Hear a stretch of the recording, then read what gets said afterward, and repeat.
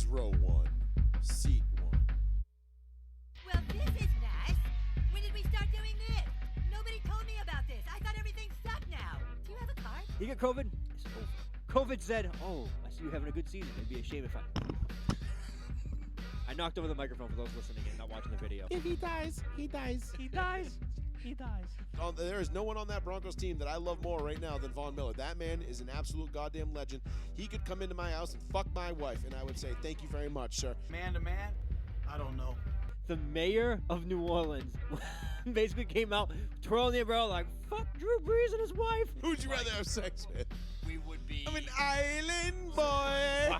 I'm a just island boy. I picture That's it. Joey now on every Sunday watching Teddy Two Gloves, like that SpongeBob meme where he's like dried out with the eyes fucking like bloodshot. Like, you damn kids! What the fuck are you doing, Phil? Walk, walk. Oh, yes, Sean. It is another Tuesday night. It is Tuesday, March 1st. March 1st. Yeah, that's right. Oh, happy birthday month to my wife. Yeah. Oh, I that's right. I got reminded of that earlier. Why? What does that mean? Birthday month? Birthday month. It's not even like birthday week or birthday weekend. Nope. Now we're on to birthday months. Nah. You know what that means? We're getting older, so you can't just do it in one day anymore. We're tired. We got to do it over the course of 30 days or 31 days. Facts. Unless you're born in February, then you're screwed. 28. Yeah, right. And then that's just is what it is. So it is what it be, and we are who we are here. Thank you, everybody, for tuning in. It is another episode of Row 1C1. I am Joey Fats. With me, as always, Mr. Sean Betancourt. Shh. Short one tonight. Quiet in the chat, Lauren. Is she already complaining? No. She's throwing me under the bus. Oh, what's about? She's like, you too. And I'm like, shh. Oh, right. Yeah, we don't want to have that. No. Can't have that. Kayfabe. Can't have that. No, can't have that cat out of the bag. No, sir. Can't do it. Can't do it. I'm unemployed, madam. Listen, I don't have time for birthdays. Yeah, seriously. Who has time for birthdays anyway? Like, when do birthdays stop being like a big deal? 30. Is it 30? 30. I think so, right? Because like after 30, you're like, Because 30 is like that last one you celebrate, and you're like, wow, I'm 30. Everything's going to be great. And then you're like, I have all this fucking debt. Like, I don't have any like, time for this shit. I have incurred a massive amount of student debt. I still am not anywhere near where I thought I should be by 30. If you had asked 17-year-old me where I would be by the time I was 30, I would have thought I'd be a lot further ahead in life than here. But here we are, and there we go. I think, yeah, after 30, I think, like, you know, then the milestone birthdays become, like, the big deals, like 40, and then, you know, 50. And after that, I don't even know if I want to be celebrating birthdays after 50. Yeah, of course you do. Regular celebrations. It's like no big deal. It's like, surprise! Right, Like, no sweet 60s. we passed that double quinceañera. Double quinceañera. That was 32. We missed that one. There's a triple quinceañera. We could do that. We could do that. 48's pretty odd number to celebrate, but But in Mexico, hey, you never know. You never know. 774-992-8702. That's the phone number. We've got a ton to get into tonight. Very excited for this show, actually. A-Rod Watch is fully underway. We are anxiously awaiting with bated breath. Was he on the show, this Pat show today? No, he was not. That bitch. There was rumors. Apparently, somebody had leaked, quote, leaked, that he was going to be on Pat McAfee's show today, and he was going to make his decision live on Pat's show. Yes. And I was listening to the Pat McAfee show yesterday, and they were like, well, that's news to us. Did you book him? I didn't book him. Anybody talk to him? Mm-hmm. And they asked AJ Hawk. They're like, AJ, did you book him? And AJ's like, no, I haven't talked to him. Sorry. He got back together with that actress, though. Oh, are they back? Yeah? Really? I don't know. I saw them, like, cuddling on a couch, and he was, like, crying in her arms. I don't know, man. Like, these quarterbacks, they get up there in age, they start acting weird as shit. Shit, yeah, dude. Brady kind of set the trend, but now A-Rod's trying to surpass it. Brady was like, I'm all about the team. I'm all about, winning. Just winning. And all of a sudden, Belichick's like, oh, man, we hit the cap. We're going to have a couple reset years. He's like, I'm getting the fuck out of here. I don't know what you're talking about because I'm not resetting shit. That sounds like a great plan for y'all. But I'm out. I'm head out. And then it kind of happened again. And today, fat piece of shit Bruce Arians, that's how I refer to him as, throws Brady under the bus again. Again, his words weren't wrong, but he's a piece of crap for saying it because no other coach would do what he did today. Mm-hmm. You didn't hear what he said? I heard that they would not accommodate Brady if he wanted to be traded to a different team. Well, there's more. he said, let's pump the brakes on saying that Brady was a big reason for our success the last 2 years. Whoa. And then after that came the big headline of, hey, if Tom wanted to go to another team, would you release him so he can do that? And he's like, absolutely not. No, why would they? So wait a minute. So Bruce Arians would not do that to be a good person. But if this was Belichick, who did this for Gronk and allowed him to be traded for next to nothing so he can go play with Brady, it was like, oh, well, that's just Bill being a nice guy. Like, no, that was Bill being incredibly nice, did not have to do that at all. Right. And did it anyway because he was just like, whatever. Like, I don't care anymore. Because he did right by Tom and Rob. Sure. Because Tom wanted Rob. Rob wanted to play with Tom, and they both looked at Bill like, come on, man. And then Tom was like, help us out. Tom was like, what about Jules? And Belichick's like, you better stop your goddamn mouth right now. I need that man. Then he got Like, hurt. you better shut your mouth.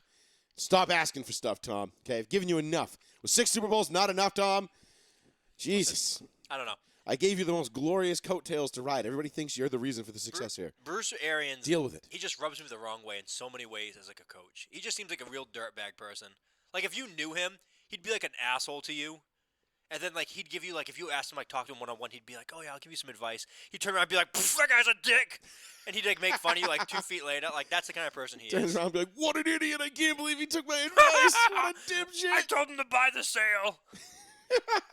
I don't know. He just rubs me the wrong way. I don't know. I always heard good things about BA as a coach, being very much a player's coach. Like, you know, none of that, like none of this like first in, last to leave kind of shit. Like, no, go home, see your families. Don't miss the birth of your kids. Don't miss birthday parties. Don't miss that kind of stuff. He got away from that, I guess. Apparently, it is. It does seem to be a culture changing moment down there because I don't know if we even confirmed that he's going to be back next year. Bruce. Yeah. I mean, I think now that the coaching searches are done, I think Bruce says he wants to be back. I think he's going to be back, but I think this is probably going to be his last year. Speaking of, he's like 70 something, isn't he? yeah, he's getting up there a little bit, but Oh, I thought he was done this year. To be quite honest, I thought he was done after this year. I thought For he was sure. going to say, all right, you know what, Brady's leaving. That was fun. Gronk hasn't announced anything yet, which I think is weird. Gronk's going to slow play it. He has nothing to gain by coming out and But saying you know why anything. Gronk's slow playing it? Because See Tom where- doesn't. No, because Tom doesn't want to retire, and he's just waiting for Tom's. Tom to come back. Yeah. And you're like, I'm back, bitches. But I love the idea. Well, not me personally, but I love the idea that Brady was trying to swing a trade to get to Miami, and then called Sean Payton to see if he had interest. So it would be Brady, Payton in Miami That would have been interesting. for 1 year. Would have been one hell of a year. That would have been interesting to see how It would quickly they have been this season. could get an offense installed and get everybody on the same page. And They'd be fine. I'm sure they would. I mean, it's Peyton and Brady, so it's not like it's, you know, you're not looking at like two doofuses here that can't figure out football. They know football as well as anybody. I mean, we have a Miami friend who is on the Tua train like there's no tomorrow. But if you get rid of Tua and literally replace him with 16 other quarterbacks, your team is better. Tua is just not a good thrower. I don't know. The more I go back and forth with Tua, I really do. Can't. I want. He can't pass. I want to believe that, but then I go and I watch the games and he makes the throws, he makes the plays, and I'm like, all right, maybe there is. And when you look at his numbers, you know, extrapolated out over 16 games, and you know, you look at the fact that he's had, you know, upheaval. There's been different offensive lines, different offensive coaches, different coordinators, no real continuity there in 2 years.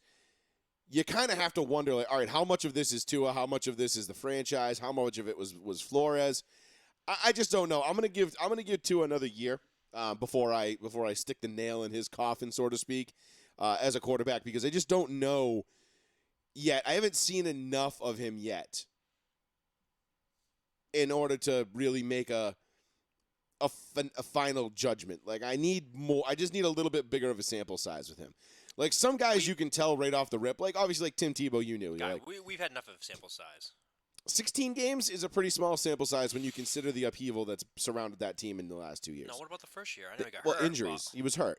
So we didn't really get to see him. But you have over a year now to see, and I don't Just know, one full year. Some of the throws are pretty bad. He's still a rookie. He overthrows guys a shit ton, He Jimmy Garoppolo's it.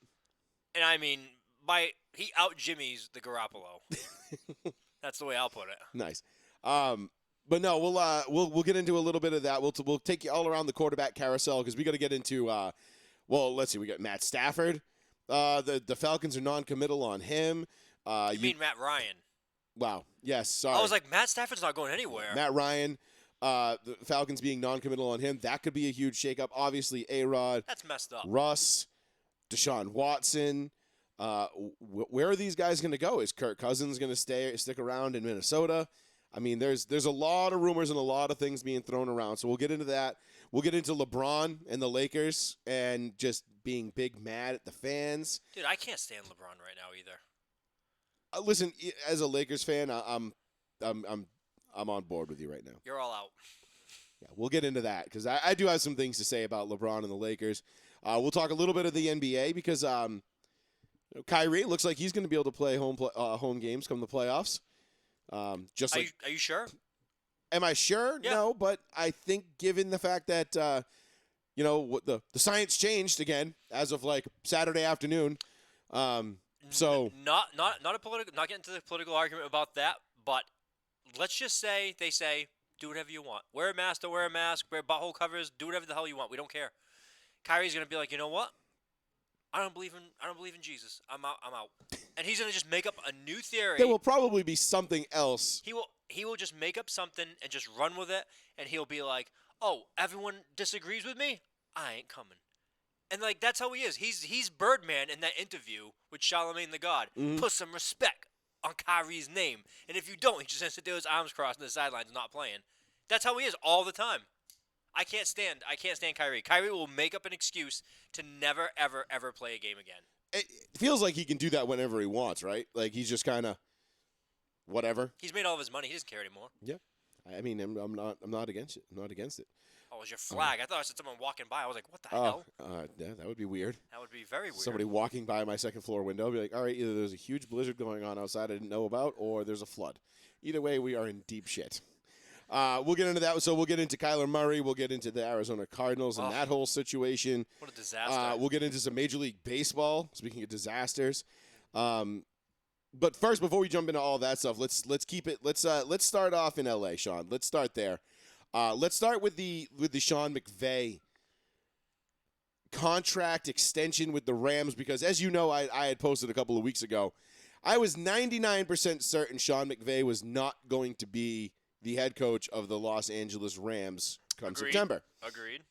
And I based that on a few things. I based it on the fact that he's not the rumors that he's come out and said he wanted to start a family, and that coaching, it alluded to the fact that coaching was going to be difficult to maintain while doing that. He had said he was looking for more time, but he'd also he was getting paid pretty handsomely. The biggest thing that I thought that would lure him away was the fact that Troy Aikman got 15 or 18 million a year, Something absolutely does from not deserve. ESPN to do Monday Night Football. Why are these guys getting contracts higher than like players? Listen, I don't know. All I know is that Troy Aikman got paid, and good for Troy Aikman. And with the rumors that Amazon wanted McVay in the booth for their games, which, as you know, 5 years is going to be a thing. Oh yeah. I was thinking north of $20 million for Sean McVay. Yeah, they said 5 years, $100 million. Yeah, I mean, well, that was what that's what Romo got. Yep. And I was thinking even north of that. So there was a significant chunk of change being floated out there to lure McVay away off the sidelines and up into the booth to do TV. Do I think it's in his future? Absolutely it is. 100% in his future. I don't know. I thought it might have been this year, but I have to wonder. Because if he turned down what we can pretty much guarantee was at least $20 million a year from Amazon. So you're talking less work, more time at home, more time with the family, $20 million a year. Mm-hmm. What are the Rams paying Sean McVay Not that. to stay on the sidelines? There's no way. There's absolutely no way they're paying him $20 million for one season. Absolutely not. I mean, you have to wonder, because he all of a sudden, that rumor just gets shot down. That rumor was prominent. It was there. There was some teeth to it, and it looked like it was all but going to happen, according to people in some circles. And then all of a sudden, poof, one day. Nope, that was never a thing. I can't believe that. I can't believe that the Rams will say, hey, we're going to have you come back for 1 year. We're going to pay you more than $20 million to come back for 1 year. I don't know. I just don't see coaches don't make that. Coaches do not make that. Do they though? We really don't know. It's pretty hush hush. Like, I mean, because if McVay is getting $20 million, let's just say hypothetically McVay is getting $20 million a year. What is Belichick getting? all right, there's some rumor out there that Belichick's allowed to go to Kraft and they can discuss like contract and stuff like that at any given point. Like that's the contract they have. Because that's what I'd be wondering.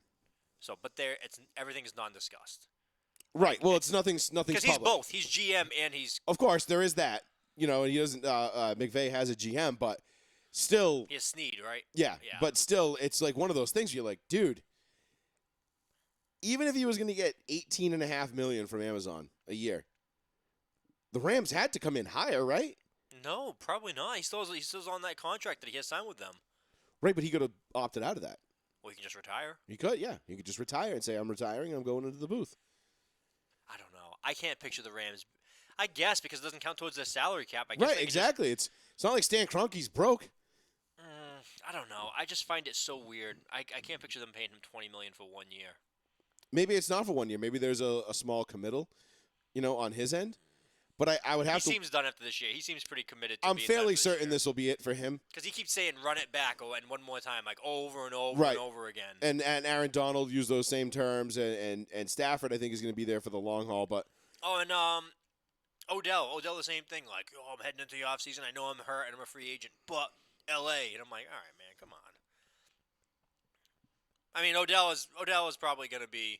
He's probably going to end up being a Ram. He's probably going to be like the third of what he is. Like he was like when Robert Woods came back, he was going to be third in that team. He is absolutely a third or fourth receiver after his second ACL tear in the same knee.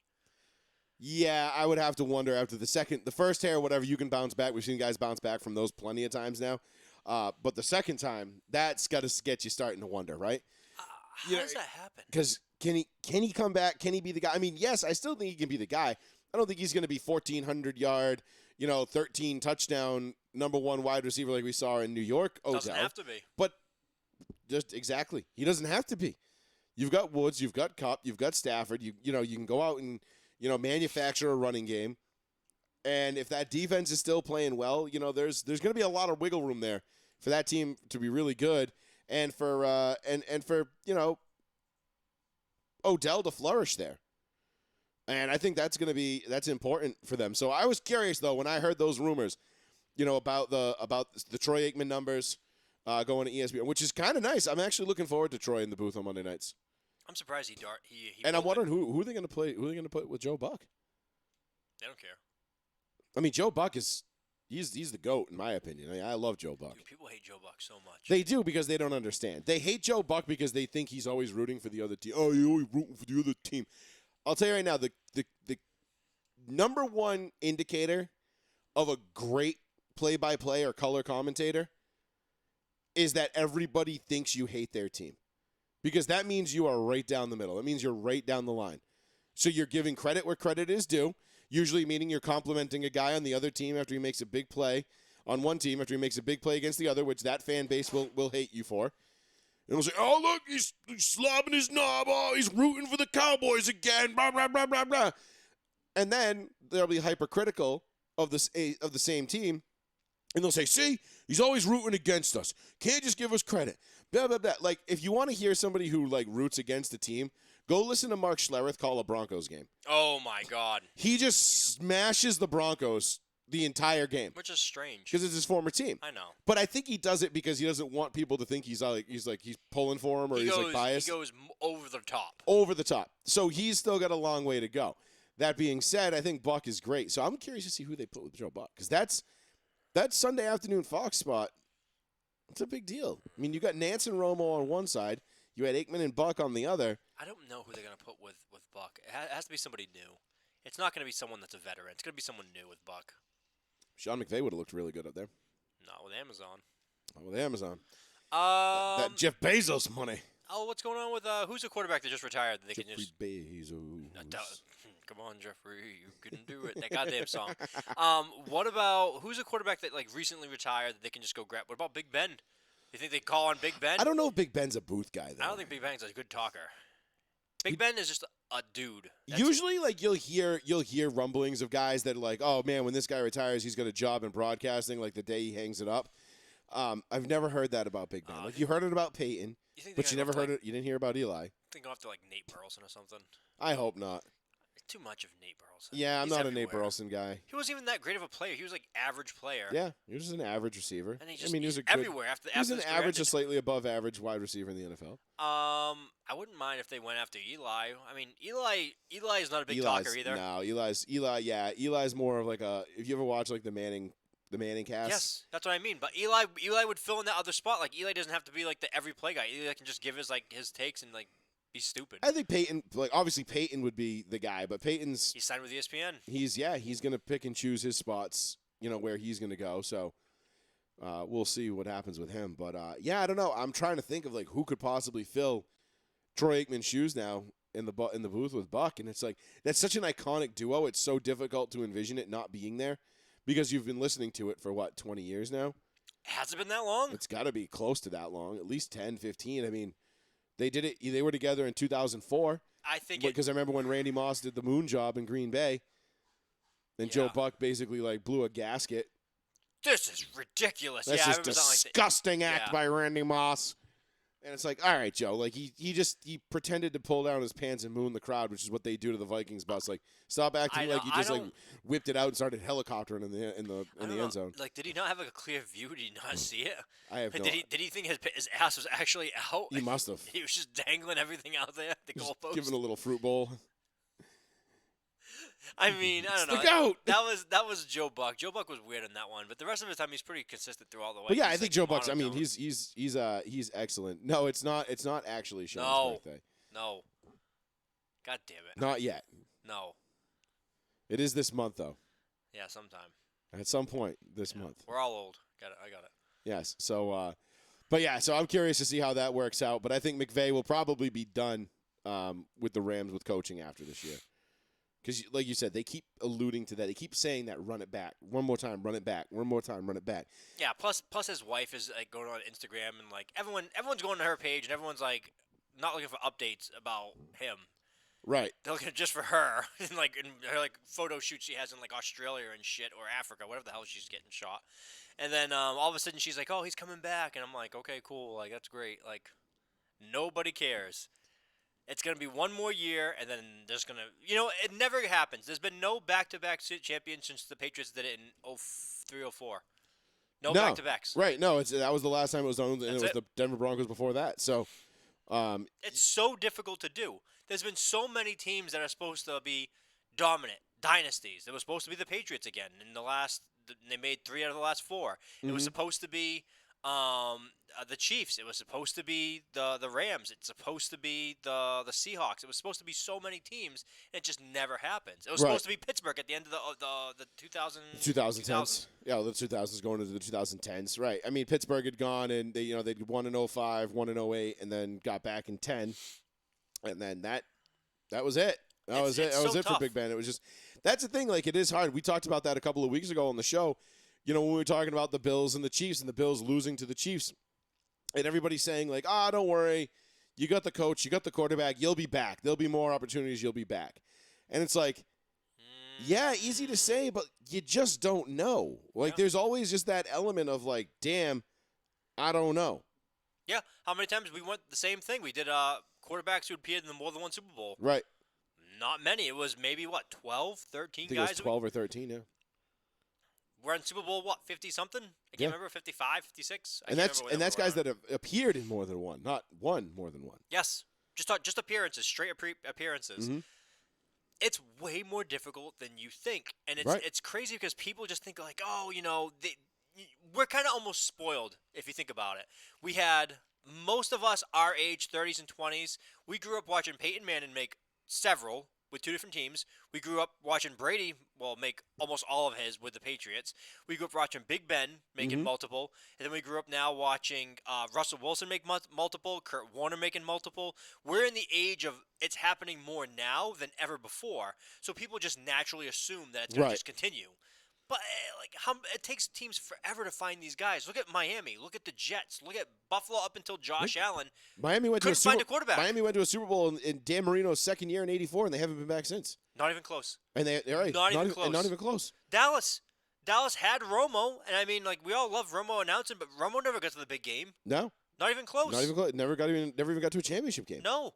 I mean, it's so difficult. Even if you have the guy, it's so difficult to make it with the guy. You need luck. You need perfect timing. You need everything. It just takes a multitude of things. It takes everything coming together at the right exact right time, and that's what we always said. That's why I always said, Brady has a horseshoe firmly inserted into his ass, because Brady's great, but for the amount of things to have broken the way that they did, for John Casey to kick the ball out of bounds after the Panthers tie it up. Yep. Or for Donovan McNabb to just start throwing up all over the field and completely and Andy Reid just botch the end of a game, shocker, timing wise, or I don't know, for the Rex Ryan to call or for Brady to go into the AFC Championship game in 07, and he gets Phillip Rivers on a torn ACL and no LaDainian Tomlinson, goes out, throws 3 picks, and they win 20-12. Yeah. You know what I mean?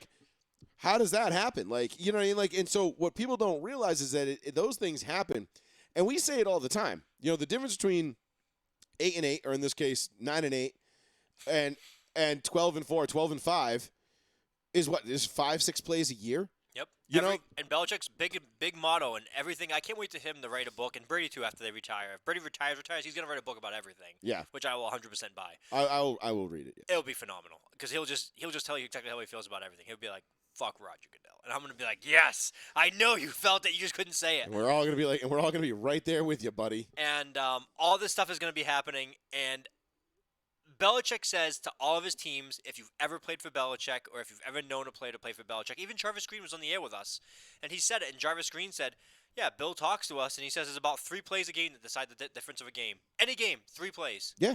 That's it. You never know when those plays are going to happen. Could be special teams, could be defense, could be offense. You just never know. 3 plays will decide that game. That's it. Yeah, it's such a competitive league. And it's so difficult to win in this league. That's why when people people say, about Joey Burrow and the Bengals, they're like, don't worry, you'll be back. There'll be plenty of opportunities. And Joe Burrow even came out and said, we're a young team. I'm young. We're probably going to get this opportunity again. And he's good enough to be able to say that because he's right. Yes, you are good enough to be able to say, we should be back at some point. But you don't know. You're not going to be able to come back down on the road from 21-0 in Arrowhead against Pat Mahomes again. Dude, you might not be able to ever do that again. You might not ever, and then you take into the fact the things that we don't even know. Just take the AFC as it stands right now. Okay, we know we're getting Lamar Jackson back, so the Ravens are probably going to be back on top, okay? We know that the Patriots are going to be better than what they were this year. The Bills are still probably going to be pretty good. We don't know what the Pittsburgh Steelers are going to do, but you're not going to hold them down for long. Mm-mm. Okay, you've got 3 teams out west in the AFC right now that have what look to be and appear to be stud quarterbacks, and then let's sprinkle in the idea that, hey, maybe Russ Wilson and A-Rod come to the AFC. Now, all of a sudden, where are you putting the Bengals? You know what I mean? The Bengals, it's not like the Bengals were world beaters this year. Right, of course. No one had the Bengals make the Super Bowl. Nobody did. And if they tell you they did, they're a liar.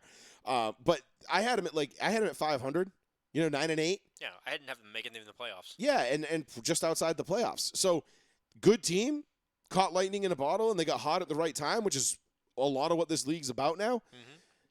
But it's hard to do it again. It sure is. And we count these chickens kind of before they hatch. We just assume Josh Allen, Patty Mahomes, and Joey Burrow, they're going to be there every single year. Now they're going to be in the playoffs every year, they're most likely. But to get to a Super Bowl, even to get to a conference championship game, no picnic. Most teams have that window, and I mean, let's take the Colts, Patriots, Steelers out of it. A lot of teams have that window, and it's 3 to 5 years. That's it. Yeah. You win in that 3 to 5 years, and that's pretty much it. Then you got to rebuild. You got to redo a whole new team. You got to change out pieces because everyone starts picking your guys here and there. They want this guy. They want that coach, and the team's all gone. Mm-hmm. It's already starting to happen with Buffalo. They already took the offensive coordinator. They took the assistant GM. They're going to hit free agency. A lot of those guys are coming up on contracts. I know they just paid Josh Allen $300 million, whatever the hell it is. Diggs is going to ask for the world. He's going to ask for the highest contract. They already said he's going to ask for the highest wide receiver contract in history. That's what he's going to ask for. And if Buffalo gives it to him, good on Buffalo for keeping those two together. But there's a trickle-down effect. It always happens. It always going to eat up with something else. You're not going to be able to keep McKenzie, the speedster they have on special teams. You're not going to be able to keep guys like Matt Milano, who just got a contract last year, but he might be a cap casualty. Yep. Things like that. I'm just talking about like things like that. It always happens. So we could see Joe Burrow. Joe Burrow could be Dan Marino incarcerated. Yeah. Made Super Bowl second year, might never make it again. And how many times do we talk on the show like, man, they beat the Titans. Like, that's unbelievable. Wow, they went to Arrowhead and they beat Kansas City. That's unbelievable. Oh my God, they almost made it. They made it a game in the Super Bowl. Like they had a really like it was a lot of what ifs happened. Yeah. And guys played incredibly well. Up Right. until There was that a lot point. of things that you were going like, damn.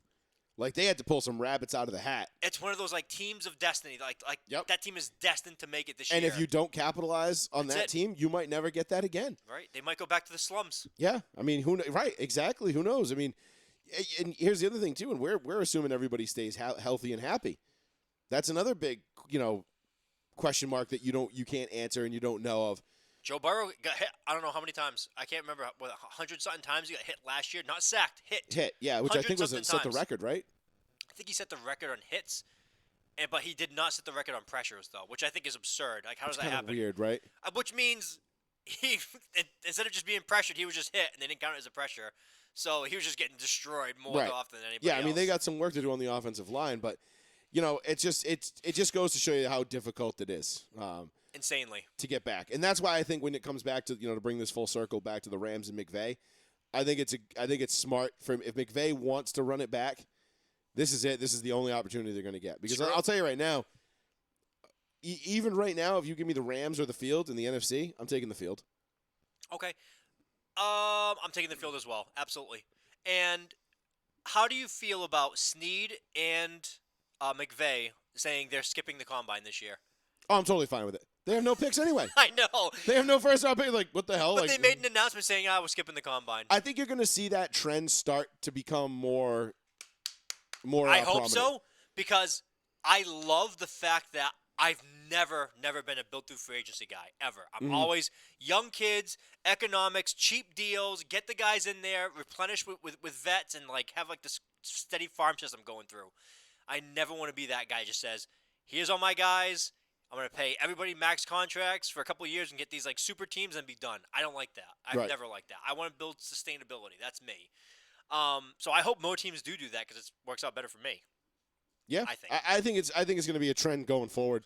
I think you're going to see more and more people, more and more coaches doing that because, and like they said during COVID, it kind of showed everybody that like a lot of this stuff can be done digitally or not in person. So Yeah. they're like, the coaches will tell you like there were coaches and GMs. I forget who it was that was on the Pat McAfee show, and they were like. They're like, yeah, man. They're like, the coach is like, we're sitting there, like, we're hungover as hell, sitting there watching these guys run. He's like, we're not the ones that have to do anything. Scouts are the ones that are taking the notes and doing all the stuff. We're just sitting up there shooting the shit, and you're like, all right, can we get out of here? Let's go to lunch. All right, see you later. And, maybe there's a guy you want to interview or whatever, but, like, they're like, we don't need to be there. No. And it doesn't have to be this, it's not this big spectacle, but, the NFL wants it to be a spectacle.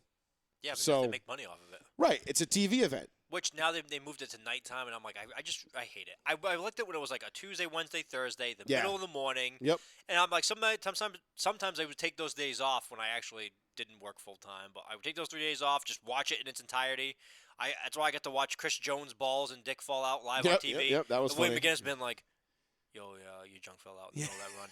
And he's like, oh shit, and he pulls it down. That was hilarious. Like stuff like that. Another guy, Rivers, the linebacker for Cincinnati. Another Keith guy, Rivers. Keith Rivers. His Yep. junk just fell out on national TV, and all the guys make fun of him. And you'd be like, "Well, that's that." There it is. Yep, there it is. I mean, we don't call it the meat gazing process for no reason. But I mean, there was so many things. You'll never see that again. Now there's delays and everything. You'll never see anything like that live. Yeah, it used to be because it was happening live, and you were like, "Oh shit!" Like, and Do you- but that was cool because it gave you an element of like, there was like a little bit of a buzz there. It was like, "All right, cool." Like, Deion Sanders and Theismann and all those guys meeting after the combine, and then Theismann forgetting Danny Woodhead's name and calling him Danny Woodcock. Danny Woodcock, that was great. And then Deion Sanders getting up and dropping to the floor, crying, laughing. Yeah. And it was just like, I was like, I was like, what is happening right now? This is Danny like, Woodcock. and he was certain his name was Woodcock, and he just kept saying it. And Deion Sanders was like, I can't take it. Like He's I just got up and dropped to the floor. He's like, sorry guys. Now everything's pre-recorded. I know I'm a and- professional and all, but nope. I hate it. I hate they moved it. I hate how they moved media, the Super Bowl media stuff to all primetime too. Like that's stupid. Like have it during the day. Like I'm not watching this at like 8 p.m. at night. That's gay. Like, I used to like when media day was like in the afternoon, and it was like like a 3 o'clock, 4 o'clock kind of thing, and it was like a cocktail hour thing, not a primetime event. I don't know. I forget when they started that. Was it like 2015 they started that, I think? The primetime thing? Yeah. It was like 2016, 2017. I know the Broncos were in primetime for their media day. Super Bowl 50. So Super Bowl 50. Yes, yeah. it was. You're 100% right. So I'm like, that was the first time I was like, which I liked for a little. I liked it a little bit because it was my team, and I was like, oh, cool. Like I get to watch it because I'm home to see it. Absolutely, yeah. Because at that point, like I was an adult with a real job, and I, Same. I was working during the day. I too thought I would enjoy it, and I was like, I do not. Yeah. Now it's just kind of taken away from the specialty of it, like the novelty aspect. The players of don't want to be there either. Of course like, they don't. They don't want to do it. They don't went want to answer all these stupid questions. They from went up these to random Pat people. Chung, who skipped his like podium thing. He just skipped it and sat in the stands, and he was talking with like the McCourty brothers and everything like that. And the guy comes over to him, and he goes like, "Hey, you skipped your media availability." He goes, "Yeah, man." He goes, "I had meetings all morning. We did a workout, and I just came back from running sprints." He goes, "I don't want to talk to y'all. Not personal." He goes, "I'm ready for bed." Yeah. Seriously. I mean, the best one that was was obviously Marshawn Lynch. Oh my God. I'm just here so I don't get fined. And That's all he said over and over. But he's dead ass serious. And I'm about that action, boss. Yep. And that was it. That was the greatest media day skip. But nonetheless, we'll see what happens here with McVay and the Rams after this year. So you think he's definitely back? Final talk. Yeah, he's definitely back. Yeah, He's okay. definitely back Me for too. one more year. For sure. I think Aaron Donald's back for one more year. I think they're all back for one more year. Basically, the entire team. I think Von Miller's probably gone. Depends. Just because I don't know if they're going to spend the money to keep him, because I think he can get a pretty decent payday. Well, if someone says, "Hey, I'll give you 3 years max money," but if he gets a lot of 1 year, 2 year deals, he might be able to say, like, I'll just stay in LA. Yeah, we'll see. I mean, there's a lot of rumors that he could be reunited with Denver. That'd be cool for you. It'd be great for me. I would love to see him and Chandler Jones come in off the free agent market. Dude, I'm telling you right now, I have a feeling Chandler Jones is back with the Patriots. Could be. 'Cause Maybe we have an off-season of reunions. He was all last season liking Patriots tweets, like, and people would like bust him on Twitter, being like, he likes like Patriots this, Patriots that, and it was just like I like Chandler Jones, but I hate when players act thirsty like that. And maybe that would lead us to our next topic of thirsty Arizona Cardinals. Yes, the thirsty-ass Arizona Cardinals. So 774-992-8702. First of all, that's the phone number if you want to give us a call. Make sure you give us a like and a share as well. If you like the video, give us a share. Go over to Row 1 Seat 1's Facebook page. Give us a like there as well. If you want the audio-only stream of the show, if you don't want to tie your device up through Facebook Live, you can simply click on the link in the description, www.mixler.com/Joey-Fats. That's MIXLR.com/Joey-Fats. That'll give you the audio-only stream. You don't have to download anything. You don't have to sign in. You just click it and click listen. And it'll give you the live stream of the show. It'll also be the show will also be put up on the on that website later on, as well as Spotify, Amazon Podcasts, Apple Podcasts, wherever you get your podcasts. Wherever you find your podcast. You can find this show. Or shit, go back on Facebook and just redo the whole thing and watch it again. Yeah, we could do that too. Row 1 Seat 1, Joey Fats Radio. Joey Fats, guys. Thanks for taking my call. It's Will. Will, what's happening, What's going dude? on? Not too much. I got a couple things to put on the table before I wrap it up for the night. Get some thoughts from you guys. Sure. Throw it on the table. Sad day, obviously, for the Major League Baseball, dying sport already. I'm loyal to a fault with baseball, but this one hurts. No doubt about it. For a game that's in need of so much to be sacrificing games, in my opinion, is Stupid. horrible. That both sides couldn't come to an agreement. And But not even close. Yeah, Tens of millions apart. Tens of millions. that's crazy. they're saying that, from what I heard and read today, they're very far apart and looking at least being behind at least a month at this point.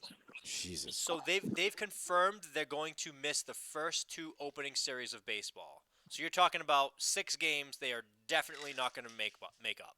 So if they could start a month late, but right now they're only going to miss technically 6 games out of the season right now. Yeah, it's just for a sport, like I said, that is dying for a new crowd. And Yeah, seemingly on life support as it is.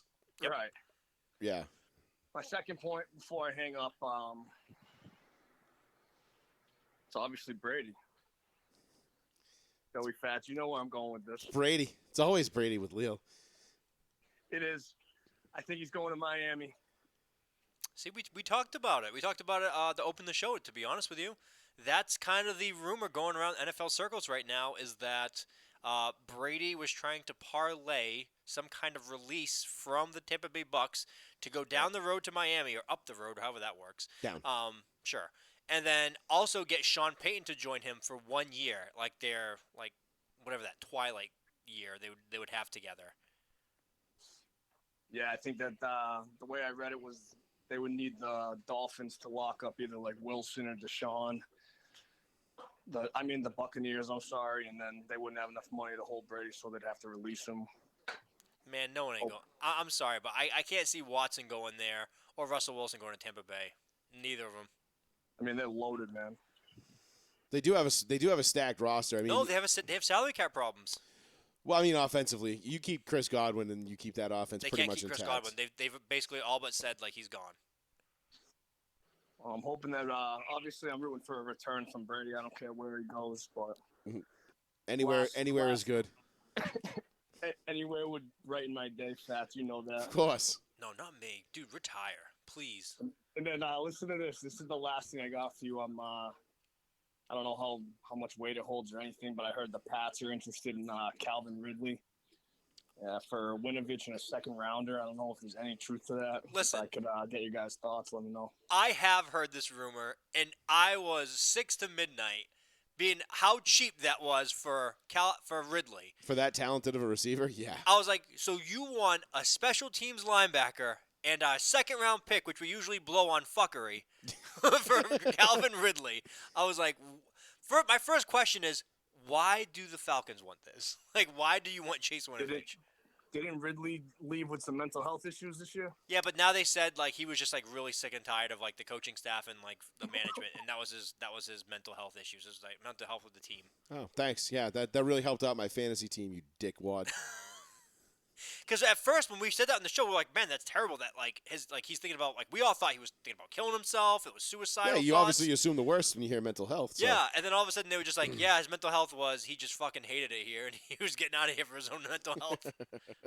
But if that is true, I would be happy as a pig in shit. Ridley would be a great fit. Absolutely, Alabama, absolutely great fit. An Alabama product going to the New England system is a absolute. It's a guaranteed can't win. miss. It's a guaranteed win. Can't miss. We had Mac Jones and Christian Barmore come right from there, and Christian Barmore, the defensive tackle, who's going to be a great player for us.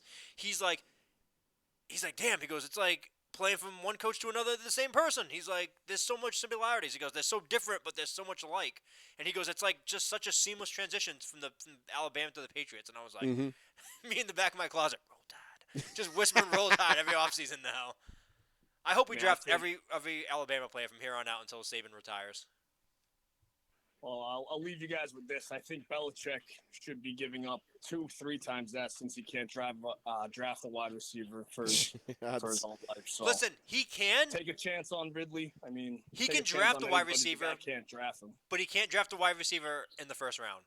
Yeah, that is a proven fact. Second round we've done fine. Third we've done fine. Fourth, fifth, sixth, undrafted we do very well. But first round wide receiver, his first was Nikhil. That should be his fucking last. Yeah. Sorry, Nikhil. You fucking had 3 years and you're looking like a pile of shit. It's not working out. I agree, guys. Thanks for taking my call. Hey, thank you so much for calling in. We appreciate it. So we will touch on the MLB stuff here a little bit more in depth as the show goes on. But just to kind of piggyback off that, we did touch on the Brady thing to Miami. It seems kind of tough to get done now because they did just hire that kid. Mike, what's the new coach's name down in Miami now? The kid with the glasses there. I don't know, the rapping kid. Yeah, I mean, they're pretty high on that kid. I don't know if you would just shoo him out the door for Sean Payton, but if Brady wanted to play with him, Imagine. I They're would- like, I would be okay with I that. appreciate you taking this job and all, but we're going to have to pass and let you go right away. We're going to have to fire you. Here's your money. Bye. And the kid's like, what the fuck? Like, doesn't even get a chance. But no, I think that was The reverse Josh McDaniels. yeah.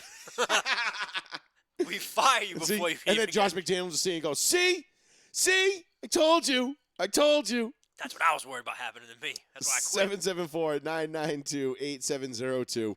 Give us a call with your thoughts, your whatever you want to talk about here tonight. Before we dive into the baseball stuff, Sean, let's talk a little bit about this Arizona Cardinals thing. This is one of the most bizarre situations I've seen in a long, long time. I mean, Ever. you want to talk about the tail wagging the dog?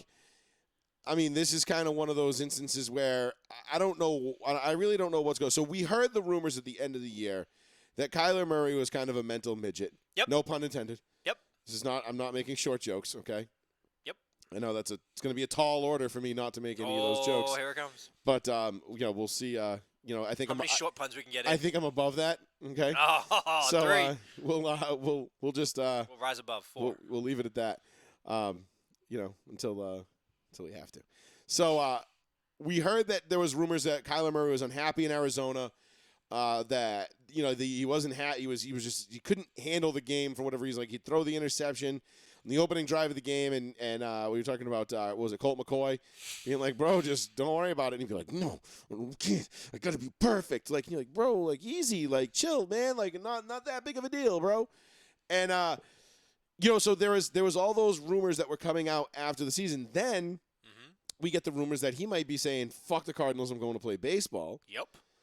Now it comes to light that this really isn't about anything other than money.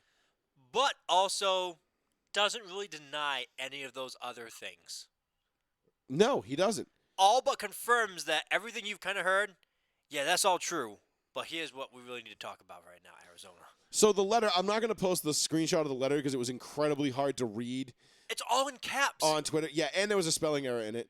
Who wrote this? They put chose instead of choose, which you think if you're writing a letter demanding $50 million a year, you would have somebody at least spell check it and proofread it. But I guess that's too much to ask these days. So Kyler Murray basically came out, or Kyler Murray's agent came out and basically said that if the Arizona Cardinals are willing to invest in Kyler, then now would be the right time to do it. And they throw in this little caveat, like, oh, by the way, if you throw us Pat Mahomes money now, it'll actually lower the cap hit. And you can go out and sign other guys to make this team better, which is also what we want. We don't want just all the money for us. We want you to go out and spend it on the team so the team can be good and Kyler can succeed. But I also want my $50 million a year. Ridiculous ask. It was one of the most arrogant, ballsy things, and I don't know whether to be mad about it. If I was a Cardinals fan, I would be like, yo, show this guy the fucking door. See you later. Or is this just how it's going to be now, like with these young quarterbacks, because they're on that rookie pay scale? And maybe they're going to say, look, I'm not waiting until year 5 to get an extension and a new deal. I just got you from a 3-win team to a 10-win team and into the playoffs. Pay me. Listen, I don't think he's that popular on the team either. I don't either. I think he's no short jokes again. I think he's a little Napoleon complex, where he thinks he's above everybody. He thinks he's the star in the team. He thinks if it wasn't for him, they don't even make the playoffs this year. That's Which maybe he's not wrong. Maybe he's not wrong, but then again, you can make the argument. You kind of look like shit going down the stretch when I was you gonna guys say, were. Weren't they 7-0 at one point? Yeah, and then you look like crap the second half, and guys that do that regularly don't recover. They don't notoriously in their careers get better in the second half. They've notoriously become who they are already. Mm-hmm. So we've seen enough of a sample size to know Kyler above average quarterback. Absolutely. Yeah, I mean, great, I would, great arm. I would take him on my team in a heartbeat. Great arm, runs it if he has to. All things considered. Incredible athlete. Mentally, kind of a child, kind of a diva. Yeah, I don't think he's there yet mentally. I don't think he's there yet either. This reminded me of like the movie Jerry Maguire, just done on a public level.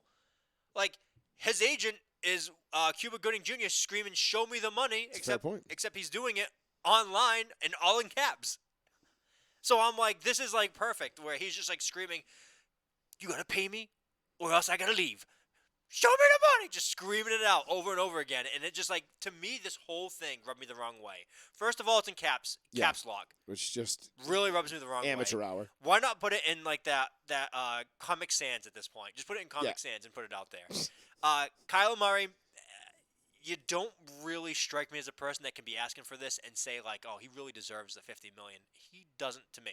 He's a $50 million guy. No, he's not Pat Mahomes. Nope. I think maybe if you said 30-ish, I'd He's be not like, even okay. He's not even Matt Stafford to me. I'd say 30-ish. If you said 30-ish, I'd be like, yeah, I can see 30 That's going to be the million-ish. going rate for quarterbacks is $30 million a year. Because we all, and you and I know as well as anybody, the way the cap works, that quarterbacks account for 12 to 15% of your cap. And you stole my next point. The next point was, A and minimum now of 12 to 15. Kyler and his agent are like, I think we know the direction you need to go for spending money to this team. First of all, this offseason, they went out and got you DeAndre Hopkins. Mm-hmm. They went out and got you J.J. Watt. Mm-hmm. They went out and signed you and drafted a plethora of new offensive and defensive talent.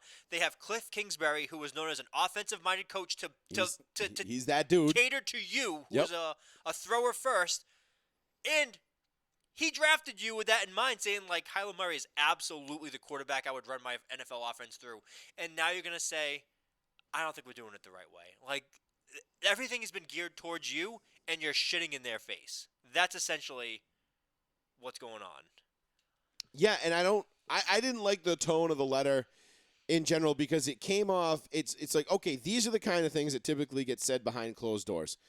Now, the reason they get said behind closed doors is because when you say stuff like that, I agree with what Kyler Murray and his team are doing, what his camp is doing. Trying to maximize his talent to get the most money as quickly as possible. That's how they get paid. That's the name of the game. Sure. That's all it is. However, there's a reason why this stuff gets done behind closed doors. Because when you do it in public like this, it's very off-putting. Mm-hmm. For the Totally. the fans look at this and they just see a kid and they're going, whoa, whoa, whoa, bro. You've been here for 3 years or 2 years. We've made the playoffs once and gone one and done and got smoked. And now you're all of a sudden like sitting here on your high horse like you just, like you're the savior of the Arizona Cardinals, like you're the Messiah, and you've come down to sweep us away to the promised land. Like, hold on, pump the brakes a minute. Like, nah, that ain't it. Like, you ain't that dude yet. Like, you folded at the end. You collapsed in the second half of the season, like you alluded, like you said. You got to the playoffs. You got trounced. I know it was by the Rams, but still, like, you didn't even have a shot in that game. Nope. And you got blown out. And it's like, all right, so what are we paying you for again? Like, oh, we're paying you because you got us to the playoffs the first time in 5 years or 6 years, whatever it was, since Carson Palmer got him to the NFC Championship game. Okay, cool. Like, nah, I don't know that you've earned the right to call that shot yet. At least not publicly. Now, behind closed doors, that's one thing. Totally different. Totally different. I never will fault somebody behind closed doors being No. like, hey, I want to get paid more money. Hey, we're watching a sport that's built around our entertainment with your athleticism. If you go to your boss, even at work currently, if you go to your boss, be like, hey, I'm doing all this extra stuff, not talking shit about my coworkers, but I'm better than them. No offense. Like, can I get a little bit of a bump? And you guys discuss that and you get a bump? Good for you. Mm-hmm. But if you're going in front of your whole team and being like, these people are dog shit, you should be hiring better people and then pay me more money to be figuring this out. First of all, your team's going to look at you like, you're a dick. Asshole. You're an asshole. First of all, we drafted these people to work with you. We chose these people because we thought they were the best fit for you. I always relate it to, like, current jobs. Like, imagine if this was, like, something out of The Office or something like you go to, like, Target, and you have the person that runs, like, the cashiers, and they're just like, all my cashiers suck. Pay me more money, and then go out and sign better college-educated cashiers. And it's just like... And then I will lead the cashier crusade. And you're like, you realize what you're doing is so wrong. I know you're, like, making 150 times what, like, we're making, but you are an insane person for thinking this is, like, a logical way of attacking things. So the kind of the neat part about this, and I didn't realize this until was it yesterday or the day before, that Cliff Kingsbury has the same agent as Kyler Murray. Oh my God. So they're represented by the same agent, whose name escapes me. I don't know. Maybe if you can look it up Sure. real quick. But if you're Cliff Kingsbury and your agent, who also represents your quarterback on your team, comes out and basically decides to hold the team hostage, you kind of had to know that was coming, right? Like, you couldn't just sit there and be like, your agent's not going to keep you in the dark on that. He's going to let you know. Eric Burkhart. Burkhart, thank you, Eric Burkhart. So Burkhart represents Kingsbury and Murray. Do you think Burkhart maybe had that conversation with Cliff Kingsbury? He did not. Because 5 hours ago, according to The Athletic, Burkhart had a conversation with Cliff Kingsbury and says he, Kingsbury, and Murray are in a good place, quote unquote. I mean, that could just be posturing because the reason why I bring that up is because there was a rumor out there that Jeff Bidwell, the owner of the Cardinals, did not want to pay the Arizona coaching staff their playoff bonus. They're like 15 or 20 grand, whatever the bonus was that they Why, got. because they were ass? For getting to the playoffs because he was not happy with how the season ended. And he was withholding that bonus. So, now this is pure rumor. I don't know that any of this is true. I don't think you can actually do this anyway. You can, because it's actually in the coaches' contracts that playoff bonuses are not guaranteed. They're optional? They're optional. For players, they're guaranteed. For coaches, they're not. Because it's not Players Association for coaches. Exactly. So it's different. So they're not guaranteed. So Bidwell could say, no, I'm not happy with the way this went. I'm not paying you guys. So what if Kingsbury was like, told his agent, like, yo, tell Kyler to hold the team hostage. They want to hold our fucking money back for the playoff bonus? All right. Well, we can play with that. We can play that game.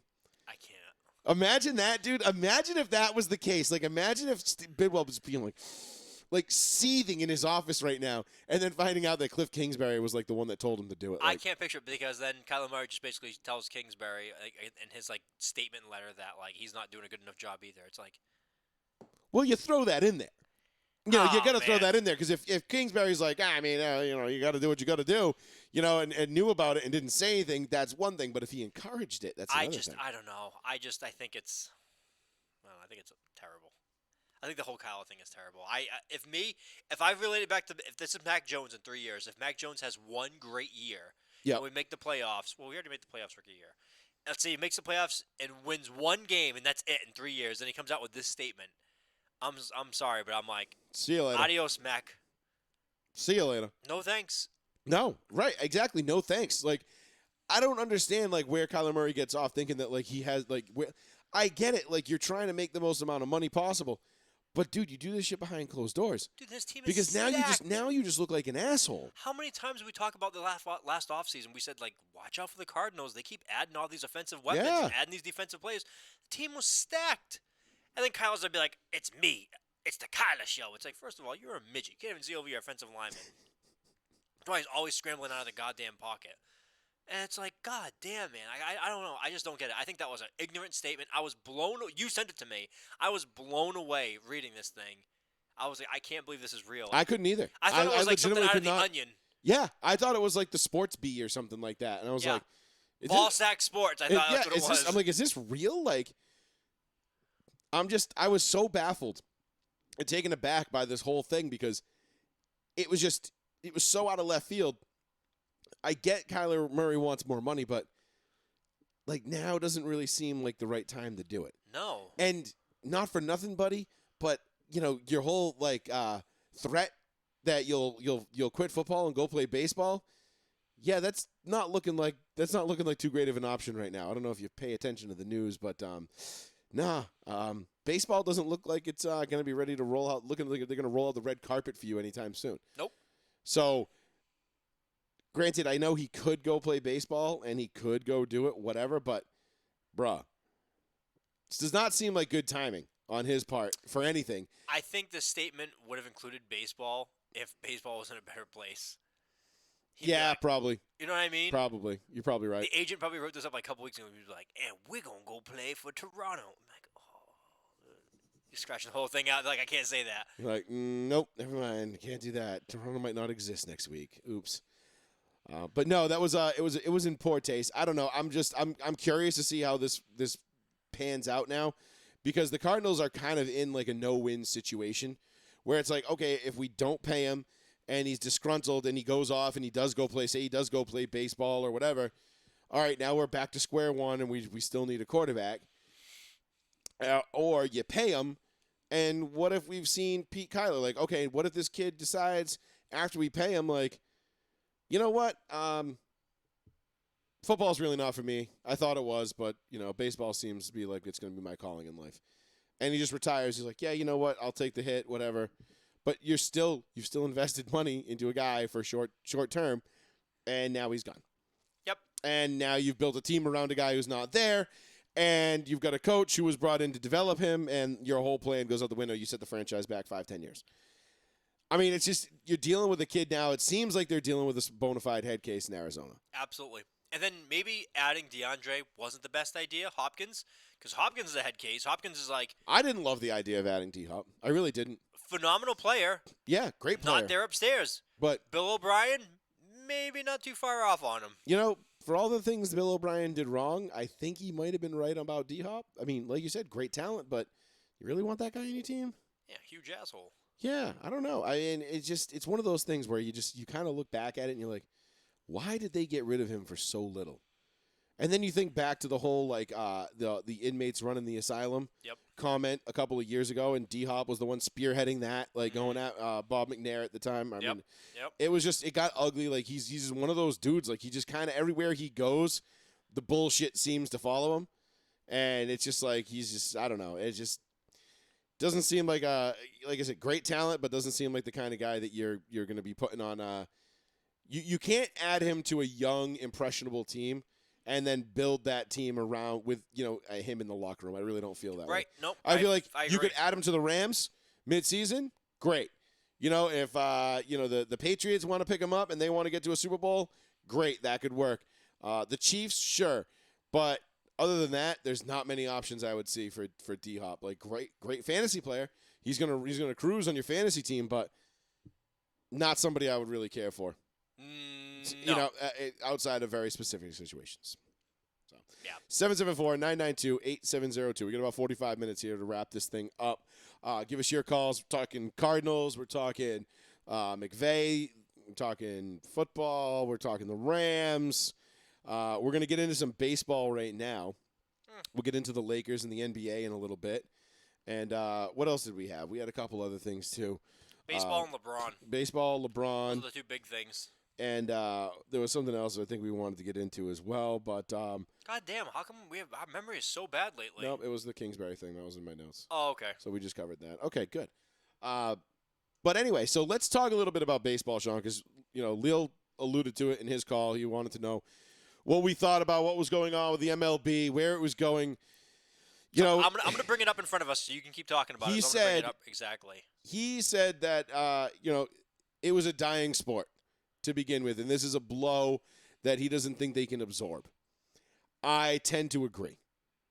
Baseball has been on life support, it seems, for the better part of the last decade. It feels like the game has been dwindling away. The excitement isn't there. Yeah, you got your playoffs. You got, the Cubbies winning the World Series, which is always great. You've got, David Ortiz, and this is our fucking city, and all that stuff, and all that was fantastic, and it's all fun.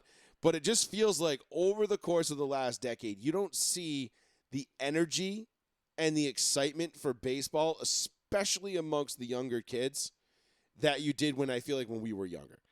Like when we were younger, baseball was everything. Baseball was a major, major thing. Like you had to sit there, like you knew when the Cardinals were playing because you wanted to watch Big Mac. You knew when the Cubs were on because you wanted to watch Sosa. You knew when the Giants were on because you wanted to watch Bonds. Absolutely. You knew the Yankees were on because you wanted to watch Jeter. Must see TV. You had the Braves. You had the Red Sox were an afterthought.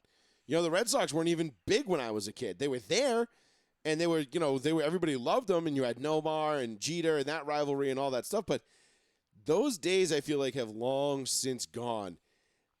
And I feel like, and we've gone over this on this show 100 times, and I'll say it one more time just in case anybody hasn't heard it yet. Baseball does a horrible job, the worst of any multi-billion-dollar business I've ever seen in terms of marketing its best assets. If Steve Jobs were in charge of MLB, they'd be the most popular sport in the country. Because they know how to market shit. He knew how to reach to people and to get people interested in his product. Even though there was other products out that were, just as good or comparable or maybe even sometimes better, he knew how to make it the sleekest, the shiniest, the most sought after. Baseball has done none of that. We just witnessed something last season that we've never seen in our lives. Right. With Otani. Shohei. Yeah, which was a guy that hit absolute nukes and then came out and pitched gems. We've never seen that in our lifetime. Our parents have never seen that in our lifetime. Not even close. If you are still fortunate enough to have both your grandparents around, they might have been around to see it. Maybe. But the last time we saw somebody do that was Babe Ruth. It was a long fucking time ago. And if you go around, and you survey people, who's Shohei Otani? They're gonna go, fuck if I know. I like the name. I don't know who the fuck is that. Who the fuck? Show who? Shohei Otani? Is that the new Samsung phone? Like That would be pretty close. I don't know. People don't know who he is. Nobody knows who Mike Trout is. Still. Nobody knows who Tatis is. Nobody knows who these guys are. Nope. Nobody knows who Max Scherzer is. Dude, even Mookie. People don't know who Mookie is. Like, Nope. Even the Red Sox fans know him and LA fans know him. If you go to the middle of the country, Texas, and you're like, who's Mookie? They'd be like, And I think celebrity? I think what you've seen happen with baseball is it's moved from the national pastime into a very regionalized sport. Yes. Like people like Boston fans in the Northeast, they're going to know the Red Sox and the Yankees. That's about it. You go down south, they might know the Braves. But the Marlins are crap. They're not going to be there. Nobody gives a shit about the Marlins. You go to the Midwest, you got your Braves. I'm sorry, your Cubs and your Cardinals. Right. And then you go to the West and you got your rabid Giants and Dodgers fans. Outside of that, though, what are we really talking about with MLB? It's so regionalized now that people don't get out, and so you don't get those big stars in other cities. Mm-hmm. When you might not see a guy more than once or twice a year because the only reason you see him is because your team's playing their team. That's it. When you have the interleague play and you're like, oh, shit, look at this kid. Oh, wow, look at this guy. Like, damn, like, okay, this kid can play. But there's nobody in, the average New York Met fan, they might know who Mike Trout is. You need the game to go back to having these, like, big monster men. Like, that's what gets people's attention, honestly. Steroids. Yeah, you Bring back the juice. think about it. All the biggest names you remember and who played have all been like bigger, larger than life guys and personalities. Yeah. Big Papi, David Ortiz. Everybody knows David Ortiz. Love him. One, crazy good personality, big dude, hit home runs. This is our fucking CT. Exactly. All the big names. Like, how many times do you go see teams that have like these small guys? Like, name a team with a small guy all-star. Your team. Oh, like Altuve. But it's your own team. Yes. Oh, right, But then right. people Oh, are like, I thought you meant. "Ah." I thought I was thinking. For some reason, I was thinking small market all star. No. Sorry. I was just saying, like, in general, like, Yeah. it's hard to remember those guys because everyone's like, he could be anybody. They want to see like these big monster-looking people, Right. cranking home runs. They want to see Mark McGwire, Sammy Sosa, and Barry Bonds as They much as they do. don't want to win. And then they want. I mean, they want to get on their high horse and sit there and be like, I despise anybody who takes steroids. Bullshit. You were all sitting in front of the TV in 1998, glued to it, watching every fucking swing. We knew what was going We on. we all knew. Come on. We all knew. But to get into a couple of things, like they are tens of millions of dollars apart in everything. Yeah. On a base of what teams should spend to, everything. Manfred comes across a little tone deaf. He seemed very. What else is new? He seemed very excited that they did not reach a deal. There's a thing going around on Twitter and Facebook right now and Instagram of him just laughing. Oh, the picture of him smiling. Yeah, and Yeah. he's like we did not come to an agreement, and he just starts And laughing. it looks like he couldn't be happier. Yeah. Yeah. This is a little tone deaf because at first I was like, that doesn't sound like much, but this actually equals what most NFL teams are getting on average. So for the last 5 years, this is from Manfred, quote unquote, the last 5 years have been very difficult for the league from a revenue perspective. MLB has only totaled $43 billion in revenue in that period. Now, 43 billion, I was like, wait a minute, let's do some quick math on this. So I'm going to take 43 billion, okay? Go all the way to billions. One more zero. Here we go, 43 billion.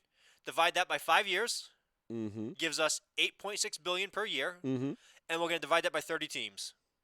Now, on average, this is every team has earned at least $286 million in revenue per year over the course of that 5 years. Immediately, my mind went to the NFL, the leader. The NFL in the last 5 years, $59 billion. Divide that. Let's do that one more time. $59 billion. Divide that over 5 years. Gives us $11.8 billion. And divide that by 32 teams. Each team has made $360 million in revenue over that So time. talking about a $100 million gap. Yes. $100 million, I get it. But $100 million is not much in the grand scheme of things. Very difficult as would be a reach for me. It is, but it isn't. $500 million over 5 years is not that much. But you're right. To owners. To owners, right, to these already billionaires. And plus, the way revenue sharing works in baseball, it's not as dependent upon. Yeah, and the Red Sox are earning more than everybody else. Right. And so are the Dodgers and the Yankees. So, like, the Yankees. shit teams, the Yankees, the shit teams are really getting screwed there. But after that, he complains about the COVID-shortened year, which MLB only made $10 billion that year, even on a shortened season where they played not even half the games. And they cannot come to an agreement on playoff teams. Yeah, what was this, like 14 Major League team? Baseball wants 14 teams to make the playoffs. 14! You're talking about half of the goddamn league making the playoffs. Yeah, that's a watered-down product. And the Players Association was like, no, absolutely not. Like they like it already with the whole wild card thing, and you play in one game. Yeah. Now you're talking about scrap that. We want half the league in the playoffs. That's crazy. Why? It's a watered down. It waters down the product. B. There's so many more games now. Yeah. And you're just, what are you going to do? Best of threes? Like, everybody knows that the best team doesn't always win a best of three. Like, a best of seven gives you the best team almost always wins in a best of seven. A best of five, you're still most likely going to get your better teams winning, but you could see an upset. A best of three, anything's fucking possible. That's just, Your all-star pitcher could hurt his arm in the first inning, That's and it. that fucks you over. Yep. Or maybe you were in a tight race to get into the playoffs, and you had to throw a guy that you really didn't want to, and now he's not available until game 2, and now you're behind the 8 ball, you lose game 2, and then boom, you're done in 2. So that's silly. I think a lot of the things, and this is one of the things that I talk to, and I tend to talk to people about this a lot because I like to hear what people have to say. Like, why are you not interested in baseball anymore? Why are you not putting on the TV and putting on, throwing the Red Sox on, even as background? It's a Wednesday night. You're just sitting out by the fire on your back porch, having a couple of drinks after work at 7:30 at night, and the Red Sox are playing the Blue Jays. Why are you not putting that on? Why? Why is that not just at least being thrown on as background noise in your house? And the reason I don't get it. A lot of people are just like, the season's too long. It's too many games. It's boring. This, that, and the other thing. And I get it. But, like, all right, let's say we shorten it down to 100 games. That's not fixing anything. No, it's not. No one's going to care. You could take games away from MLB and shorten the season. No one's going to care. It's not all of a sudden people are going to be like, oh, wow, it's only 100 games now? Oh, I'm in. No, that's not going to be the case. You're just going to be left with a shorter season. Joey, people say basketball's too many games. Basketball's only 72. So now what do you do? Is if you're baseball, No, 82. 82. I'm sorry. Basketball, what are you gonna do? You're gonna cut it down to 62 games. Baseball, what are you gonna do? Cut it down to 80 games? Like, what do you like? Right. Like, I mean, that's why what's the NFL is the king of the castle, the because sweet spot. they just Once a week. because 4 times a week now, it seems. Each team. Yeah, but you get one game a week for your team, and every single one of those games means something. Just go ask the 3 teams that lost to the Jacksonville Jaguars this year. Oh my God. If Buffalo doesn't lose to the Jaguars, Did you hear Buffalo's trying to go after Josh Allen for the Jacksonville Jaguars, so they're gonna have 2 Josh Allens? I was like, To back fuck him you. up. I was like, fuck you. hey man, listen man, I like Josh Allen, Josh Allen on defense. former Denver Bronco. That would reach Teddy Bruschi's levels of a hierarchy and Oh, people no. telling stories. Josh Allen on defensive end with a sack on Josh Allen, the quarterback. My God. But He's saving wait, the puppies. Can I be a hypocrite really quick? Yeah, I of talked course. about earlier in the show. I said I'm all for you going to management and asking for more money and this and that. I think with baseball, I'm not cool with it.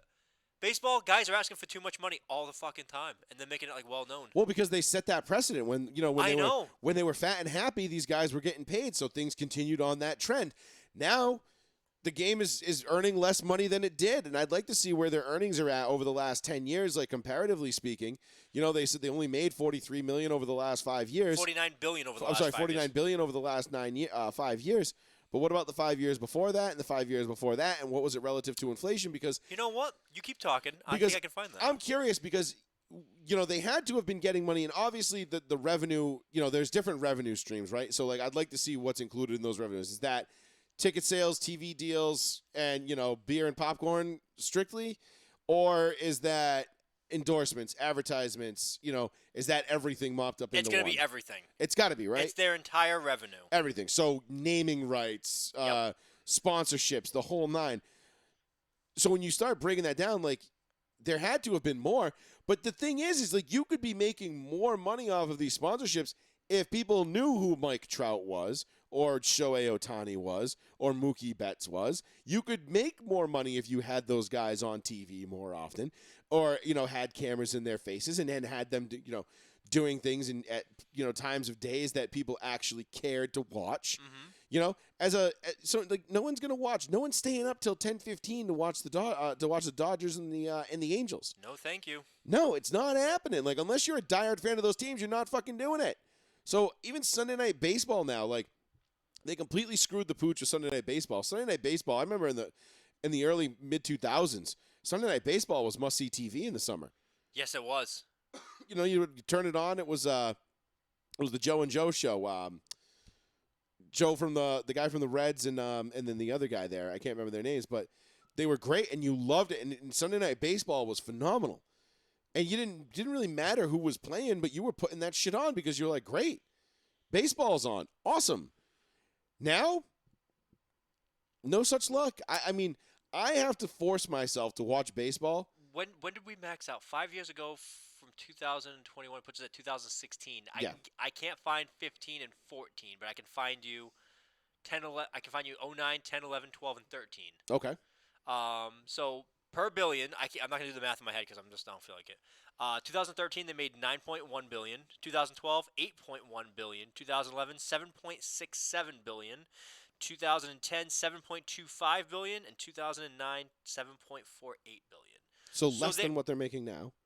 Less than what they're making now. They're actually doing better now than they were in the late 2010s. 7 years earlier than that, Yeah. So the ending the 2000s, beginning of 2010s, I would say rough quick math top of the head, and it's like a $6 billion difference. So they're about $6 billion higher now than they were at that time. Okay. But So they were having no problem doling out massive deals back then. They were not. So what's the deal? What's the difference now? Like, I mean, we'd have to probably look into it and see like what the inflation reflects and everything else, and how all the values in the things of that nature. But that's a lot deeper dive than we have time to get into. But the point is that okay, let's just say all things are equal. Okay, so there's not that. It's not like there's been this huge drop off in the last 5 years. Like, yeah, they've only made $49 billion, as opposed to the NFL, which made what, 56? You said. Almost 60, like 56, Well, 57. so call it. Let's call it 50 and 60. Yeah. So there's a $10 billion difference between the MLB and the NFL. It sounds like a lot. And you think, okay, $10 billion. But when you really think about it, that's not exactly crying poverty. No, because immediately like I said on the live, whatever it was, like 10 minutes ago, my immediate thought was, let's go to the NFL, the number one leader in everything. Yeah. And they're only making $10 billion more. Okay, that's not. And that was my first reaction too. It's a difference of average. I know there's 2 more teams in the NFL, but you're talking about $100 million more dollars on average in revenue per team. Right. That's not that much. I'm sorry, $500 million for each. It is, team but over it the is. course of 5 It years. is, but it isn't. I know what you're saying. It is, but it isn't, because that's their end number. That's everything all encompassed. So you got to kind of figure, in the NFL, if the NFL is the leader in the clubhouse, so to speak. Which they are. Which they almost always are in everything. I mean, did you see the number, the stat that came out, the ratings numbers that came out for the Super Bowl? Yeah. They said that 208 million people in this country Yep. watched at least a portion of the Super Bowl. Yep. That's 2/3 of the country. Do you know for the last 25 years? That's insane. For the last 25 years, the number one most watched event each year has been an NFL game. Yeah. Every single year for the last 25 years. Mhm.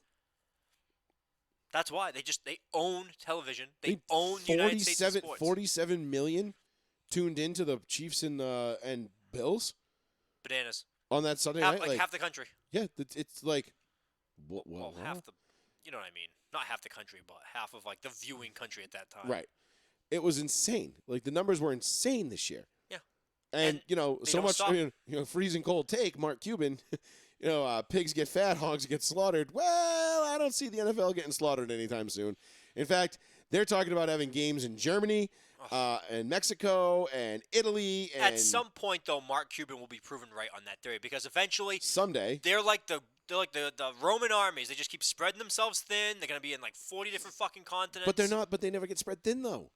Everywhere they go, it's just They're at gold. 30. They're at 32 teams though. They start expanding on teams. It's gonna water down the product. That will water down the product. And yes. then they want to move to 18 games, And which is then- gonna water down the And product. then you know what you end up with?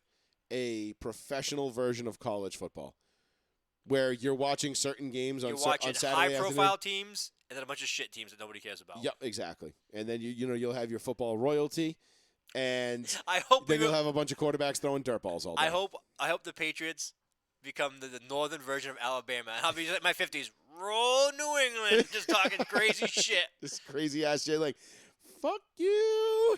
Then like, man, Sean let himself go. He's a huge ass gut, man. Roll New England. He's like, I had to fit the part, baby. He's like, by the way, have you met my cousin? Oh my God, fuck you. Oh, wow, I just Yeah, I didn't think of that. Fuck you. I wasn't. See, you brought that there, not me. I thought that's where I was going. I No, thought that that was a layup. Nope, that wasn't even. That was the furthest thing from my mind. That was pretty actually. damn funny though. That is pretty good. 774-992-8702. We're talking about the MLB. Why do you hate the MLB now? Why do you not watch? Do you watch? Do you not watch? If you don't, why don't you? I'd love to hear some people's opinions on that, as well as what you think about the NFL offseason thus far. We talked about McVay. We talked about Kyler Murray. We talked about Troy Aikman going over to ESPN. Sean McVay, all that fun shit. Mm-hmm. Yeah, I said that. Oh, did you? I missed it. I did. Yep. Fuck off. So let's wrap up with the MLB there for a second, because I do want to get into the NBA, because obviously LeBron is a lightning rod these days for everything, LeBron is something else lately. and things are not going well in LA for my Lakers right now. Okay, they are. This we just talked about freezing cold takes. How about that tweet that LeBron put out preseason? Like, oh, I hope everybody keeps doubting me, keeps doubting my team, our age, our this, our that. Please keep doubting us. We can't. We love to see you doubt us. Mm-hmm. Now we've gotten to the point where, okay, it's March 1st. Thab, you don't need to call me. You win this one. I concede. You win. Basketball still doesn't really matter yet because, a lot can happen in the next 4 weeks, 5 weeks. It's true. But I'm pretty much ready to throw the towel in on the Lakers here. Yeah, they're pretty bad. It's ugly. It's getting ugly. And it's getting ugly when your best player, arguably the face of the league, starts getting into bitching matches with fans in his home stadium. Mm-hmm. You've got fans heckling LeBron to the point where he's firing back. And he's saying, he said to a fan the other night, oh, what do you know about basketball other than whether the ball goes in or not? Man, shut your ass up. Like, he's responding to these fans that are heckling him. And then you got Trevor Ariza telling him, man, shut the fuck up. You a bitch. Like, to a fan. And it's like, bro. And who happens to be on the Lakers who is notorious for fighting with fans? Could it be some short guy who turns the ball over a whole lot lately? Is he short? He's shortish. By NBA standards. Shortish. He's By short. NBA Yeah, I standards. was like, that's a tall ass short man. He's at 6'4". Kyler Murray would kill for his height. I think most people would. Yeah. To be quite fair, but no, he's Russell Westbrook. I just wanted. I think I want to go on record and say I think I told you like friggin' Russell Westbrook to LA. I'm stuttering through this right now because I'm so giddy. Was just a horrible idea because I think he's just an asshole. Well, it turns out you were right. I believe you did say that. I didn't really care. I liked the move at the time because you figure if anybody is going to be able to drag anybody to a title, LeBron. it's going to be LeBron. But LeBron is just, he's thrown in, he's even, reports out of L.A. make it sound like even he's thrown in the towel on the season. He has. And then he a few weeks ago, we talked about it on our show, and he said, like, man, I can't wait until Bronny gets drafted, so I'm going to go there. And it's Right, like, basically paving his way out of L.A., but then there was a meeting with the Lakers brass later on, and he said, no, I'm committed to L.A., I want to stay here. he's so full of it. And he wants to get back to winning championships, which I believe is true, and I believe the Lakers want that as well. But here's the thing. If you're the Lakers, what do you do right now? I have no idea. Like this, I mean, this year is shot. Like you're done. Like you've got what you've got. This is the hand you're dealt. This is it. This is what you're working with for the rest of the season. You might be able to dump some salaries, make some trades, get some people out of here, and then go rebuild this team around LeBron again for one more run next year. But does it really matter if Anthony Davis isn't healthy? No. Because AD is every time he starts playing well, he goes down with an injury. Like It's bad. he's one of the more frail players I've ever seen in my life. Dude, he is, what's his name, frail? Bynum. Andrew Bynum. Yeah, there we go. Took But me a even second. but even Bynum had like a 4-year run where he was solid. You know, he was hurt in 08, but then 9, 10, 11, all the way up to 12 when they lost to the Mavs. They were doing load management with him, but before load management was even a thing. Yeah, load management. They were like, yeah, he load management because he is a load. He played one game, they're like, wow, 10 blocks, 8 rebounds, 12 points scored. Unbelievable. Disappears for 3 games. But that's AD. AD will come out and he'll drop a triple-double, and then he'll roll his ankle, walking out of in the parking lot that night. I and don't understand how give this man like leg supports or something like that. I just don't understand how it happens. It happens to him every year, and it seems like at the worst possible times. And then it's like, oh, he's got a knee contusion. You're like, all right, cool, we'll see you in July, I guess.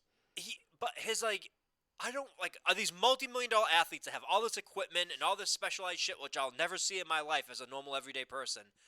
Facts. How are you going to tell me that this man can't wear some kind of sneaker, sleeve, anything to assist with constantly rolling his ankles and like twisting? And he's like, oh, well, he's too fucking tall and his legs work. I'm like, go to a therapist or some shit. Jesus. Yeah, I don't know. Like maybe take some yoga. Like I drink some God. milk. I don't know. Get this man some milk. I have no idea what it is with him, but He's always hurt. it's the most aggravating thing because when he's healthy, he's a top 5 player in the NBA. He's at least at the very least a top 10, and he's just not. He's not that dude. Like I don't think you could build if you're the Lakers. I don't think you could comfortably look at AD and say he's the future. Like No, after God, no. post LeBron, AD's the future. Absolutely not. No, I think they're already planning for after AD too.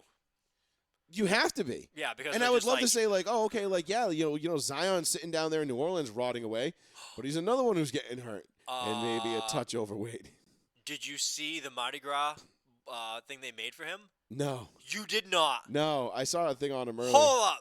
All right, you keep talking. I gotta find you this video, and I can't picture Zion being too pleased with the city of New Orleans. Well, apparently he's not. Apparently he's not comfortable in New Orleans.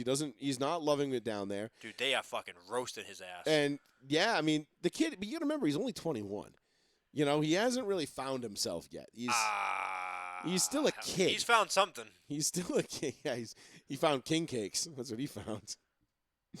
Dude, He found I can't king believe, cakes I and can't believe you jambalaya. haven't seen this fucking float. My boy knows all the all-you-can-eat crawdad spots in the bayou now. He's probably down there. He's like, all right, so we got to hit this buffet at 6, and then we can make it to this one for 8, and then we can hit this place for happy hour at 10, and then we got dollar margaritas over here at All right, 11. listen, I'm gonna send it through The WhatsApp. Okay, All right, keep talking. I gotta download it and send it. I'm sorry, that's okay. but I can't even believe this video. When I saw it, I thought it was like someone like pranking it, like, oh, this is not what it is, and no, this is legitimately a float they did for Mardi Gras, all based around Zion, and there is no way you can say this was done with like good intentions. This was done to be spiteful and hateful. I mean, those are usually honestly the funniest things.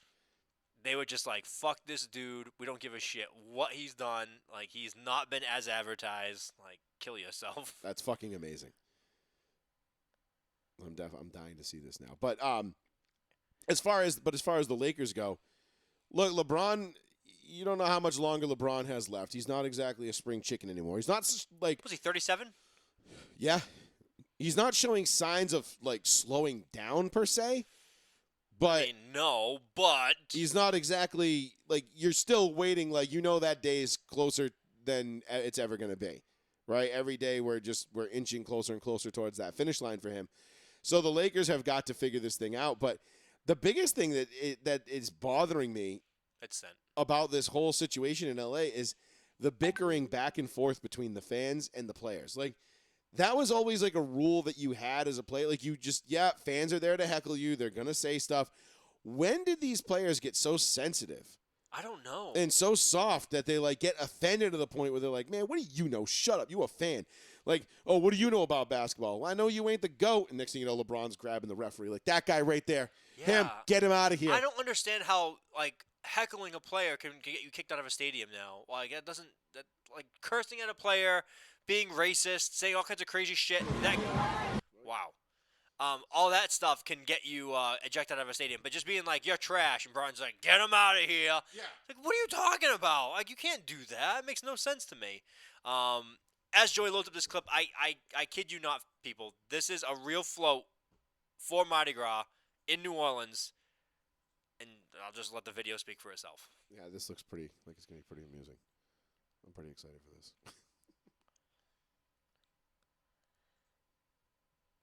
Okay, this should work. All right. Let's check this out.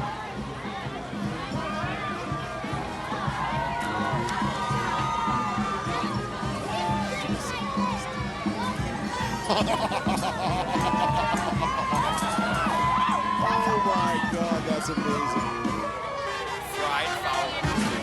Fried foul like a chicken. Yeah. That's awesome. They obliterated this man. That is unbelievably fucking funny. Plus the word bubble, I'm hungry. Like, it's like they took it, like they wanted like to make him like, wow. like Chuck, but like they made it that. Like, that's fucking incredible. That is absolutely amazing. Dude, the name of the float was called The Setback. It's true. I mean, that was, I mean, all in all, that was extremely creative. it was, but The they setback instead of the step back. There's no way. The foul line Yep. was great. The donut. Fried. That was awesome. Listen, that was. If anybody from New Orleans comes out and be like, "Oh, I was taken out of context," it was absolutely not taken out of context. You Nope. drew this man 400 pounds sitting down on like a branch with his shoes exploding off his feet. Because I know that's a joke back to college, but still, that's because he's fat. That's that been just showing. And then he's just straight up eating, saying, "I'm hungry," and then the whole float is made to make fun of him being fat. I'm a hungry. I can't. There's no way. It's like he has to see that and be like, "I'm the most hated person in New Orleans." Yeah, I mean, like you can't feel great about that if you're Zion. Nope. Right? Like, that's a bad hit, dude. That's how I felt when we signed Pablo Sandoval. That was the float I made. Yeah, that would be pretty much a carbon copy of what you would have if we had a float, if we had Mardi Gras in Boston, Sean would have made that float. I'll for Pablo never Sandoval. forget. I don't know how many years ago it was. 2014. I was on this show. 2014. And you're like, breaking news. We were in my little fart locker second bedroom apartment. And you were like, we signed Pablo Sandoval, and they're like, he's on John Henry's private jet. And I was like, oh my fuck. And I was like, I hope you're joking. You were so mad. I knew it. And then I said it on there. I'm like, you can't give $100+ million to a fat guy and tell him not to eat. And then he came here and just ate like crazy. He's like, wow, the food in Boston's great. Like, He's yeah, like, shit, we know. Look at this lobster's baked with oil and shit. And it's like, he just fucking kept eating. He was And like, then- oh my God, scallop casserole. And then one off season, everyone's like, hey, tagging me and stuff. Sean, look at all the weight he lost. I'm like, great. You had a fat guy whose power came from his fat, and he got thin. Now he's just going to be a weak midget. And sure enough, weak midget. Like, he couldn't even make a throw from like third to first. No, he was spiking it like a Deki Matsui when he broke his arm. My God. And then, like, Matsui was such a warrior. the cream of the crop was when the Red Sox traded him back to San Francisco. Yeah. And the GM said, put Pablo Sandoval out there for the last game of the season. We'll secure the first pick and the first overall pick. All we need to do is just lose this game, and we'll get the first Here we overall come. pick. Sandoval, wash a dish, bah! It's a home run. And they show the GM who's just like, It's a straight nuke into McCovey Cove. yes, and it cost him the first overall pick. And the GM, he's like, he had like that look of bewilderment on his face, like you got to be fucking kidding He's me. like, I put the worst player on the field that I possibly could, to make and it he hit a home run. without making it look like I was trying to lose the game, because I could say like, well, fan favorite, wanted to give all the fans something to send off, and then he did, and then he cost him the first pick. It's amazing. He just That was Pablo Sandoval, the whole Red Sox career. he fucking won over the team. he won San Fran. He won a championship in San Fran. Then he came to Boston, fucked the Red Sox, then went back to San Fran and fucked them one more time. Claimed an injury mid-Red Sox game, went to the bathroom on Instagram and started liking women's pictures. I remember that, dude. That was wild. That was absolutely And wild. Carabas of Barstool caught him Yeah. and was like, sorry to do this, but our third baseman who claimed injury just went to the dugout and started liking chicks' pictures on Instagram. Yeah. He's just out here creeping and sliding into chicks' DMs. Probably in the back eating.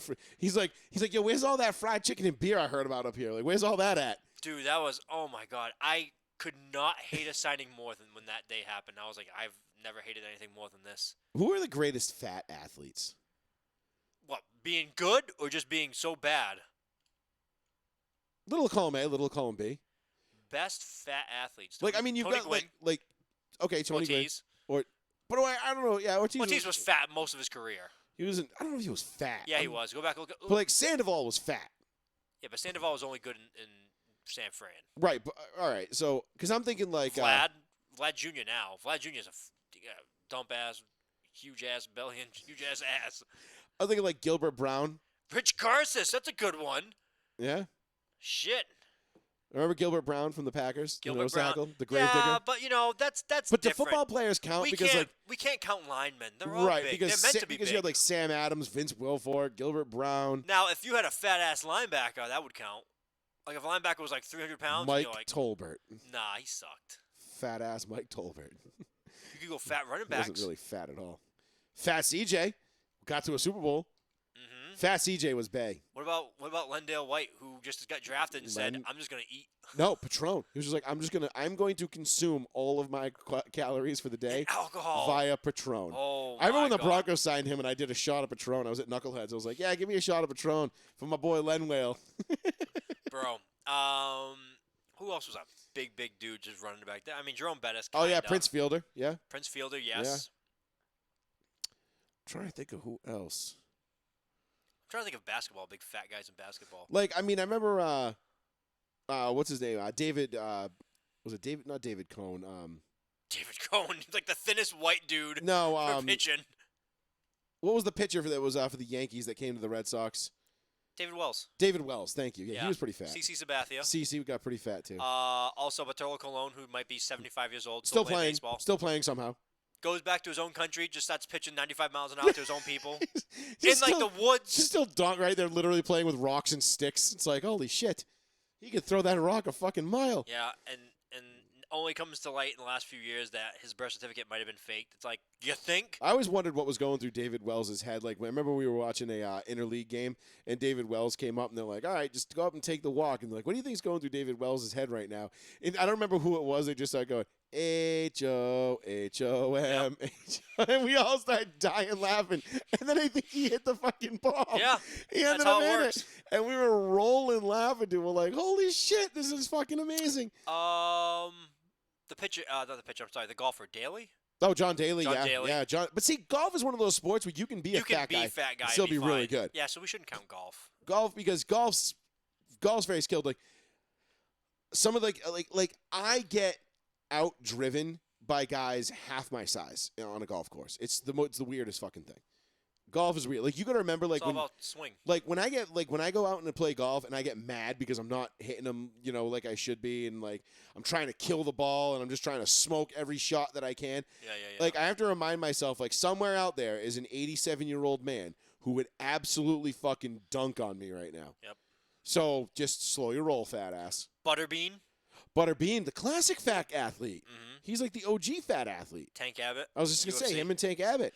What? Who am I thinking of? It escaped me. I lost it. It was Fat right there. quarterback. Rest in peace. Oh, Lorenzen, the Jared Pillsbury, the Lorenzen. Pillsbury throw boy. Yeah, R.I.P. yeah. R.I.P. in peace, dog.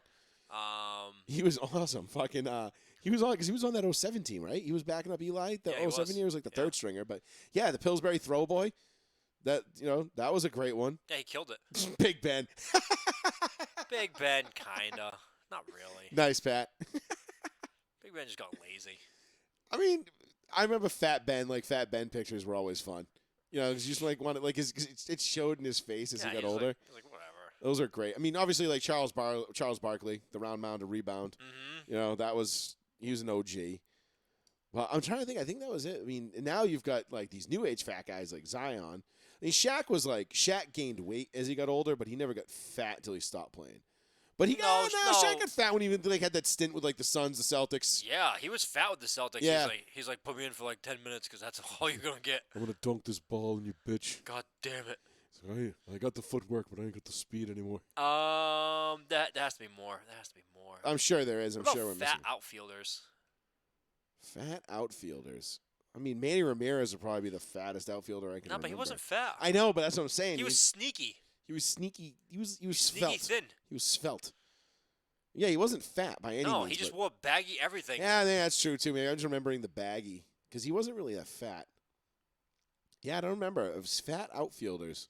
There was one, and he went for like a dive, and he just flopped, and it was like raining, and I remember like a big splash, and it was a huge thing on ESPN for like a long time. Remember when ESPN used to be funny?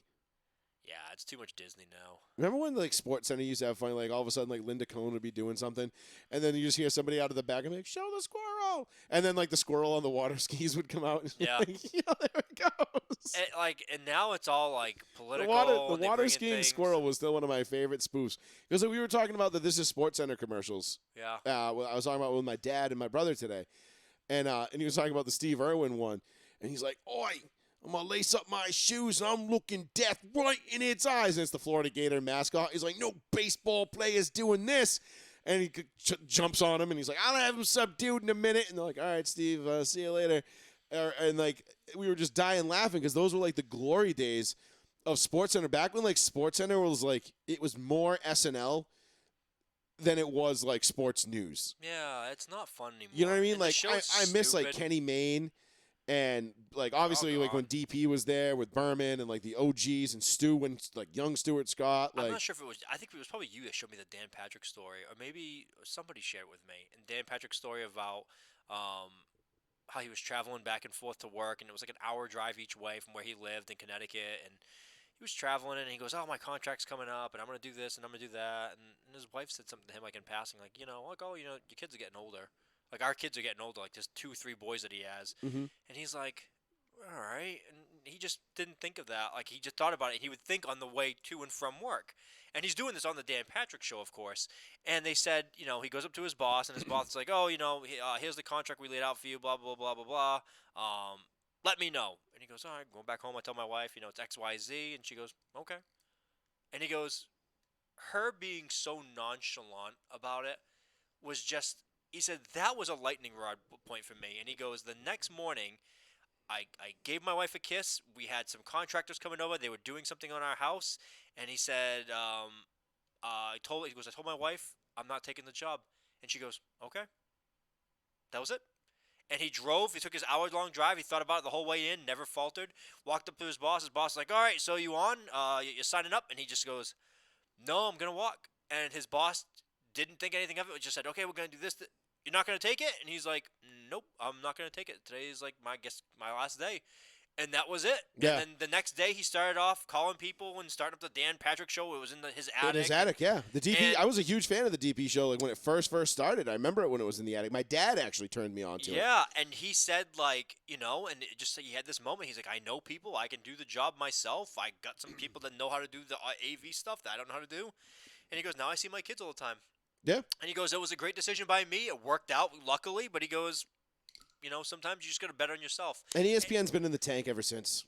I know, but that goes back to things like that. Like he probably turned down, guaranteed upfront, more money than what he saw in the first few years of doing the Dan Patrick show. Guaranteed. Oh, absolutely, absolutely. absolutely. But again, he bet on himself because he noticed something was changing at work. He wasn't happy. Things were clicking with him, and obviously with his wife saying okay. Like he must go home and vent and be like, "Wow, that's really sucks," or "I hate this," or and you know what I mean? Like Yeah, eventually, when your significant other is just like, "Okay," Right. like you should have made the that decision months ago. writing's been on the wall for while. quite a while. Yeah, and this has all been coming, and it's just So like, yep. I mean, and it's so sad to see all of our favorites just gone, and then like I never turn on ESPN. It never comes on. I might throw it on just to see what's on, but like It's I hard. can't do Skip and Shannon anymore. I No, can't do Stephen A It's anymore. bad. It's so bad. I can't do the talking head shows, during the day. I'm just not. It doesn't interest me because there's nothing new. I would much rather listen to 3 hours of Adam Shine on Sirius XM or 3 hours of the Pat McAfee show or Mad Dog or a plethora of shows on the NFL Network on radio than I would rather on watching on the TV, because the TV's there for, it's orchestrated, it's entertainment, it's there to be. The only thing I like is SVP at night, when Scott Van Pelt just runs through the highlights just like he always used to, and that's it. And even then, I'm like, I only do it to catch up and just to see. It's indifferent to me. Yeah. Like when I watch it, I'm like, I could do this myself online in less time. That's the problem. That's it. Twitter is completely Twitter, social media, Facebook, apps, it's all made. It's made TV obsolete. Yeah, but like, and nothing against Scott Van Pelt. I loved him when he was on, but he's just not doing it. Maybe they don't allow him to be himself more. Well, I think that's the problem too. And ESPN, there's no personalities. Right, and the personalities they do have are all political driven. And I watch entertainment to get away from that stuff. You saw it start heavily in like 2014, 2015. Yeah, I know Pat mentioned it too, like the Jameel Hill. Oh, Jameel Hill's awful. Yeah, well, she's awful. I've never seen anybody get paid more to do less than Jameel Hill. Like, she is the epitome of falling up. Well, I mean, right now she works for the Atlantic, and she's like doing what? Just being. Besides being awful, I'm gonna say it. Crazy racist. She is, definition, absolutely. an absolute racist person. Of course she is. 100%. She was when she was at ESPN. That's why she got fired. It's crazy to say that, but they paid her $6 million and they kicked her off the air. They're like, "Bye, get out of here." I don't understand how like people like her can have a job and be straight faced about it, and she's like, no, this is actually fact, and it's like, no, it's not. It's right, incredibly awful of you to say this. It starts to make you wonder, like, at what point do you start to believe your own bullshit? Because, like, I can see, like, I think we talked about it last week on the show, where it's like, okay, like, what if Jameel Hill is saying these things because, like, oh, until Spotify pays a black podcaster $100 million, yes, then they're not about equality or whatever. It's like, okay, like, equality of outcome and equality of opportunity are two totally different things. Mm-hmm. But what if she's just doing it because she knows Spotify can throw $100 million at a black podcaster and not even bat an eye? Of course. But how are we going to get them to do that? Let's call them racist until they do. Maybe that'll work. And it does almost every fucking time. It works. And it's like, okay, maybe there's a method to the madness there. Maybe she's not just, maybe this is just kind of a thing she's doing to be like, yeah, fuck it, let's make some fucking money. Like, this is one way to do it. Mm-hmm. But at what point do you start to believe your own hype and believe the things that you're selling? I know. You know what I mean? Because that's a slippery slope. And you see it happen with a lot of people. They're like, no, I'm just in this for the money. And then all of a sudden they actually believe what they're selling. Now all of a sudden they're like, they've turned into the thing that they said they learned. And you've gone down a rabbit hole and you ain't coming out. Oh, it's the old Batman quote. Yeah. Don't make me say it. I got Batman on the brain into this weekend. But no, it's ESPN's long since died and has been dead, and it's people like us were the ones propping it up. Oh, my wife just joined. Oh my God, she's awake. When we were in the nice, hi Kay. When we were in our 20s and in late teens and early 20s in college and everything else, like ESPN was all that was on your TV. You're up walking around the house. You're doing, you're studying for a midterm. ESPN's on. You're doing homework. All ESPN's the time. on. I left ESPN on for hours. Background noise. I would catch a few things. I'd be like, "Wow, that was an incredible hit." Oh, wow, that was an incredible play. Now, never, ever. No, don't care. And a lot of it has to do with the fact that it's not as entertaining as it used to be. Right. Not at all. It's not funny. It's not amusing. It's not. My favorite. No, this is SportsCenter commercial was the New Jersey Devil, and he gets in the he's in the elevator, and I don't know. It wasn't Steve Levy. It was the other guy, and he gets in. He goes going up, and the Devil just goes like this, and he just turns around, does an about with Grandpa Simpson, and just walks back out of the elevator, like, or the one with the penguin. And the New Jersey Devil, and they're fighting over the thermostat. Yeah. And they keep coming in, like, playing with it, and they're like, yo, who is playing with the thermostat? They keep coming off screen, Yeah. down. Up and And, down, like up. there was so much of that, and those were all like such legendary classic commercials. And the set, like I said, the main event. You had all these funny Stuart Scott. Like you had TJ and Tom. Like Ovechkin TJ and Ovechkin as a rookie stealing plans to send back to Mother Russia. yeah, You can't do that anymore. I mean, right. Like he's still playing actually. If you think about it, Yeah. whenever that was like 04, he got drafted. that was a long time ago. I was in college when he got drafted. Dude, fucking hockey players never die. He has No, no I teeth know, now. right? Like somehow, like fucking what's his name? Chara's still playing. He's just like, I'm 7'10". Char just goes I out go there and waves a bludgeon giant people. stick, and that's it. Yeah, but he's still playing though. He beat some guy up and then apologized immediately after the fight. Yeah, That sorry, was dude. hilarious. Sorry. He's like, nothing personal. I don't know why we're making him like Dolph Lundgren. Nothing personal. You die, you die. If he dies, he dies. Crazy stuff. Nothing about the war, but crazy videos out there of like just absolute madness shit happening in Ukraine. Yeah, be very careful of what you're watching and what you're sharing online too. Yeah. There is a lot, and I made I had a PSA yesterday. The Yeah. one I commented on. Yeah, it was perfect. I thought my response was pretty well placed too. Person didn't respond. Like, no, never does. Never, usually doesn't. But no, there's so much fake shit out there now, and like people don't realize like you can do Photoshop with videos now, like really easily. Yeah, you can do deepfakes. It's called deepfakes. Yeah, well, deepfakes in South Park, the guys who did Trey and Matt did a whole deepfake thing called Sassy Justice with Fred Sassy. And it was just all people's faces with like dubbed over voices, and like you couldn't really tell that it wasn't the real person talking. Like, I mean, some of the shit is real. Like some of the Some like of it them is, yeah. like them bombing the The embassy today. yeah, whatever the civilian center that they hit today with the missile. That was crazy. That was seeing the unfortunate. missile come in and like blow up, and like every window got shattered, and like half the building go missing. I was like, Jesus Christ.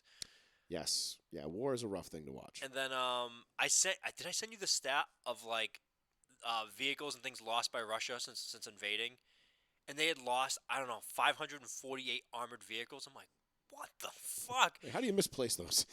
No, they lost them. I know, I know what you mean, but it was just like you started the war. How did you already lose all this? And then you have the rumors of the Ghost of Kiev guy. That all was that stuff. fake. Cool story. The sunflower seed grandmother fake. I don't know. Sunflower seed grandmother. I don't know. What She that was is. handing like sunflower seeds like to Russian troops. Was like, oh, put this in your front pocket so that when you die and your body lays in the dirt in the spring, a sunflower will sprout from your dead body.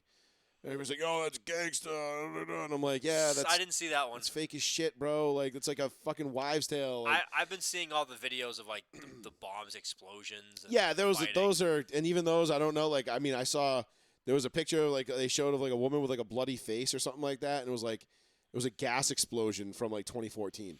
No, see, some of I haven't seen all that stuff, but I'm just saying, missed. there's a lot of misinformation out there, which is weird because like usually Facebook's fact checkers are all over that. It's weird. I wonder why they're not all over this one. It's kind of strange.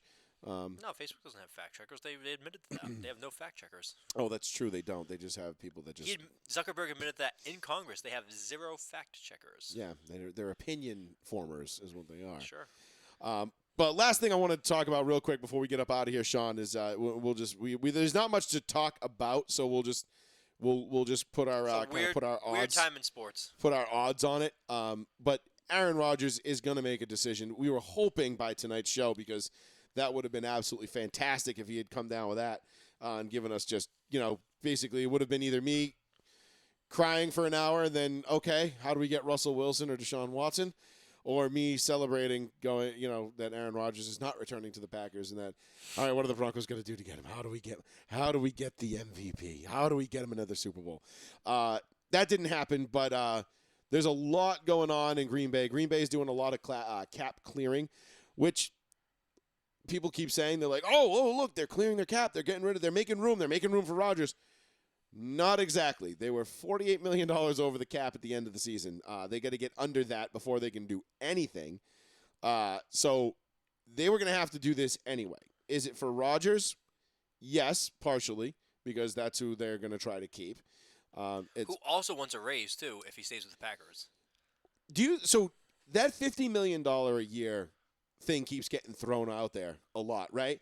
Mm. And I made I forget who I was talking to today, but I made this point. I said, $50 million a year right now sounds like a shit ton of money, but when that new TV deal hits next year and that cap goes up, $50 million a year is going to sound pretty bargaining.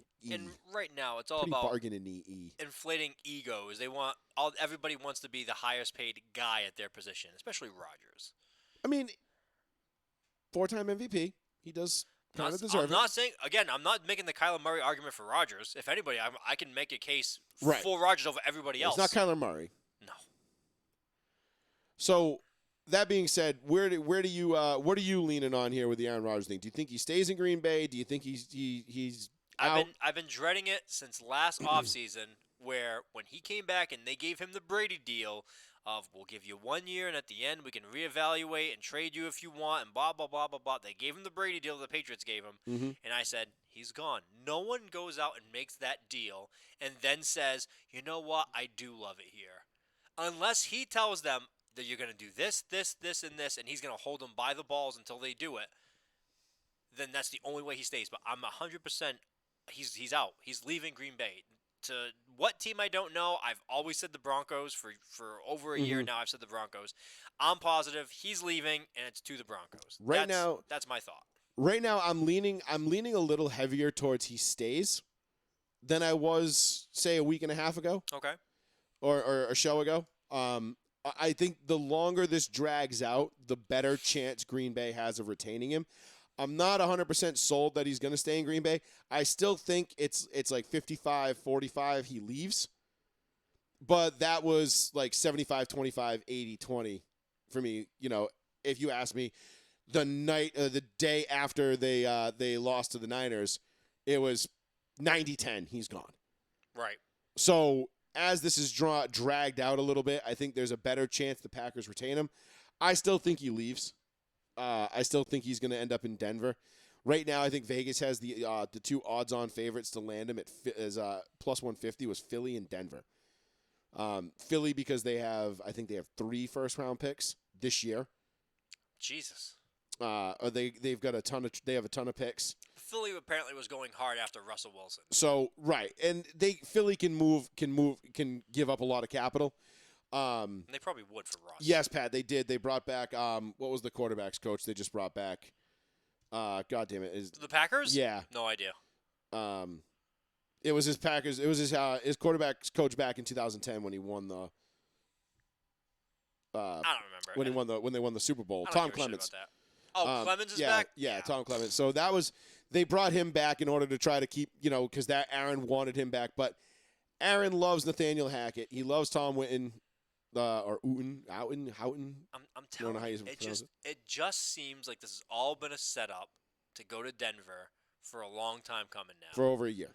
Yeah, it really shows that like all signs point to him absolutely in my mind, he's absolutely leaving. If he stays, I will be shocked.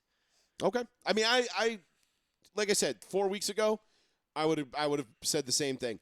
As this is drawn out, I think there's a growing chance that Green Bay can keep him. But when you start looking at bringing back quarterbacks coach from, your ex quarterbacks coach from 11 years ago, 12, and that's like 12 years ago. That's your ace in the hole. That's breaking out the big guns. Like that doesn't seem like enough to me. And you're essentially saying, hey, we're going to spend all of our possible cap on you and Adams because you want Adams to stay here as well. Yeah, it's gonna make it a lot harder to keep that team competitive. Don't think we can keep any or add any other defensive players. You kind of got to deal with what we got to deal with. I hope he leaves just for the simple fact, and let's say he doesn't go to Denver. Say he ends up in Pittsburgh. Or Indy, he shouldn't go to replace somebody that's been like a legacy guy. That's why he's not going to Tampa. He's not going to go replace Brady. But Brady's legacy is going to always be in New England. Brady's. I know. The Tampa thing's going to be like it's a fling kind of. It's not even like what Peyton had in Denver. It's not even that much. Right. Because when Peyton was in Denver, Peyton had 4 solid years in Denver, set some records, went to 2 Super Bowls. There was a longer period of time there. So you could say, obviously Peyton's legacy was built in Indy, but his Denver legacy, you could argue those 4 years in Denver were the best of his career. Yeah, of course. He had 2 Super Bowl careers. Statistically and success-wise. I'm just going to say, yeah, I'm all in the Broncos. I think he's definitely leaving. But I think Rodgers is not going to be – if it's not Denver, It's definitely not the Steelers in my mind. It's definitely not Tampa. I think Indy has an outside shot if they make their because apparently the Packers have a few offers from teams, a few. Right. So Which makes the most sense, which is why I think Denver makes the most sense. Because, yes, Philly could give up a boatload of picks, but the thing is that Rodgers and the Packers both have to like the deal. And, like Aaron Rodgers has to like the destination, and the Packers have to like the deal. This has to work on all sides for him to pull the trigger on it. You can't, I mean, I like Philly's roster. I like what they're doing over there. And I think that, yes, they will be a good team in another year or two, maybe sooner if they got Aaron Rodgers. But I can't look at Aaron Rodgers and look at Philly and have him be like, that's it. That's where I want to go. yeah, Plus, I don't think Green Bay wants him in the NFC. they do not. So that would eliminate them. Next would, and then you got Denver with the equal odds. You've got the draft capital. It do you have makes to give sense up? for Do everybody. you have to give up Jerry Jeudy or Cortland Sutton to make that deal done? I've heard Bradley Chubb and Justin Simmons names floated out there. I'd be okay with letting Chubb go. I mean, Chubb's a lot hurt now, so Chubb would be my guy if we had to throw a player in. That'd be who I would want to throw in. Mm-hmm. I would definitely not want to lose Simmons, and I would like to keep that receiver core intact with Sutton, Jeudy, KJ Hamler coming back, then Tim Fant. Patrick, Fant, Is it Fant or Font? Fant, and then Javonte Williams toting the rock behind that offensive line.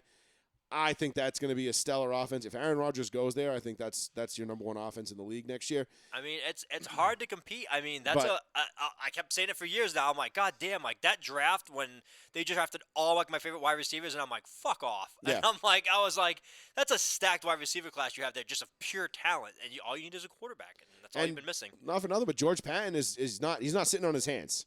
Yeah. He's not like just going all in on Aaron Rodgers, and if that doesn't work out, that's it. There's going to be other options. Worst case scenario, they got to roll with Drew Lock for one more year. Or this is going to be Joey. Aaron Rodgers is returning to Green Bay. This is Joey picking up law books. Where are we in Deshaun Watson? Yeah. I think, Mr. Lawyer, Judge Sir, you become my cousin Vinny Yeah. of information, being like, well, technically, according to this here law book, then he did nothing wrong. It has posse track. Yeah, Mitch Trubisky is another one. I don't. Dude, what the fuck with Listen, this Mitch Trubisky shit? I would not hate. I would not hate it if Mitch Trubisky ended up in Denver competing for a starting job. If we can't get any one of the big three, Russ, Watson, A-Rod, say those three come off the board, and this applies to anybody else. This applies to Indianapolis, who could be looking for a quarterback here. Trubisky goes. He learns under Josh Allen. He has a year, gets schooled up there in Buffalo, and then he goes to a place like What did he learn under Josh Allen? how to play the game, You mean how to be a pro, You mean how to improve, fucking run how to and get how- destroyed how to go. unnecessarily? Well, no, you learn how to go from being a guy that just relies completely on his physical abilities, which is what Trubisky did, to a guy that learns how to play quarterback. Right? Like there's a difference. Like we often joke a lot of the times, like okay, I can pick up that guitar on the wall behind you, and I can play you a few songs, but I'm not a guitarist. Okay? Mitch Trubisky could go out there and he could win you a few games, but he wasn't a quarterback. Now you learn how to become a quarterback or a guitarist. Now you can play the instrument. Now you can play the game. It's a little different. I think Trubisky needed that year on the bench with no pressure, no eyes on him, just nothing, just being able to focus on himself and work. I actually like this. I think I said this a couple of months ago, that Trubisky was going to be a guy that you're going to have to keep an eye on this offseason. I know you did say that, but I don't know. I can't picture kissing titties Mitch Trubisky as like a serious person. Kissing titties. Yeah, and then the GM. For I noticed Buffalo- you're enticed by my daughter's awesome rocking tits. Yeah. And then the GM of Buffalo came out and said it today. He's like, "Oh man, I would love if my daughter married a guy like Mitch Trubisky." I'm like, "What?" It's like, okay, I'm like, it's a little weird, but all right, you do "Come you. on, man." I'm like I get it. You're trying to promote like a talent and an asset so you can get some kind of compensatory pick back, but pump the brakes, man. Like there was a reason why Chicago wanted to jettison this man out of the team, like and get But anybody else in there. Chicago is a I terrible know. franchise right now. They're I not know. good. And not for nothing, but I really hope, if for nothing else, Aaron Rodgers leaves the Packers. just so the Packers can get exposed for being the terrible franchise they are too. What if he went to Chicago? Dude. He went from the city that he says he owns to actually physically owning the city. They give him a key to the city. They're like, "You're here." They're like, hey, since you already own us, here's the keys. Apparently they already hate Justin Fields. I mean, wouldn't you? I guess I wouldn't have. I wanted him. I was like, man, he's talented. He's talented, but yeah, like same thing with Trey Lance. Trey Lance is going to get thrust into the spotlight here real quick because Jimmy G's having shoulder surgery. No, Jimmy G's all done. His only request is that he goes to a contending team. No, I know, but he's going to have surgery on his shoulder now. I know, he's out until the summertime. Jimmy's going to Tampa. I'm sorry, it's going to happen. I would die laughing. It's going to happen. It's going to be funny. I can feel it in my bones that he's going to Tampa. I can feel it in my bones. And then Bruce Arians. I can feel it in my blood. And then Bruce. Oh, I love that skit. Bruce Arians is gonna come out and be like, "Yeah, we got Jimmy. Of course we did. And like he's been in the Super Bowl twice in the last blah blah blah blah." And Bruce Arians is the biggest blowhard piece of shit. Coming full circle back to the first statement in the show. Right. And there we go. And you know what? That sounds like a great spot to end it, Sean. Yeah. Goddamn Bruce Arians. Great show tonight, bud. Thanks for joining me. Thank you all Always for listening. Thank you for everybody who called in. Thank you for everybody who chimed in the chat room. Make sure you give us a like and a share. And we'll be back next Tuesday night, 8:30 p.m. right here on the one, the only, the New Bedford Guide. Peace out. Hopefully we'll have a full house next week. Plizzy will be back. He's a little under the weather tonight, so he didn't want to. He has diarrhea. He didn't want to. He might. I have no idea. I just made that up. I remember when I made the habit of going to Buffalo Wild Wings every day for lunch before the show.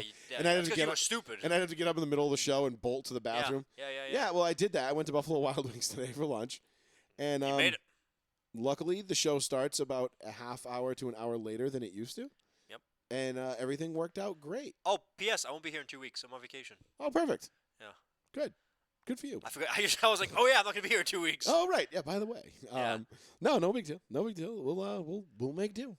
It's a dead time. It will be because that'll be Like hopefully free agency will open. Am I gonna miss free agency? No, free agency doesn't open until what days are you on vacation? March 13th. Ooh. I think I'm missing free. I think I'm gonna be in Florida. I think you do. No, is it? Yeah, March 16th. I'm in Florida. It starts March 16th, which is a Wednesday. So it'll start midnight. So you'll be back the 22nd. Yeah, the following week. So yeah, the 16th. Yeah, okay. So we won't be on the air anyway for the start of free agency. Well, it'll technically be in 20 minutes when we get off, an hour and 20 minutes when we get off Dude, the show. but I remember because last year I was here and I was like, oh my god, they're gonna sign this guy because they opened it up like 2 hours before. Yeah. Open it up. Open it up. I know, as if we don't already know. And all of a sudden they were just like, that was like last year was the crazy year, and I was just like, the Patriots already signed 15 people. Yeah. Like what the fuck is going on? Like, holy shit. That was it. Soda.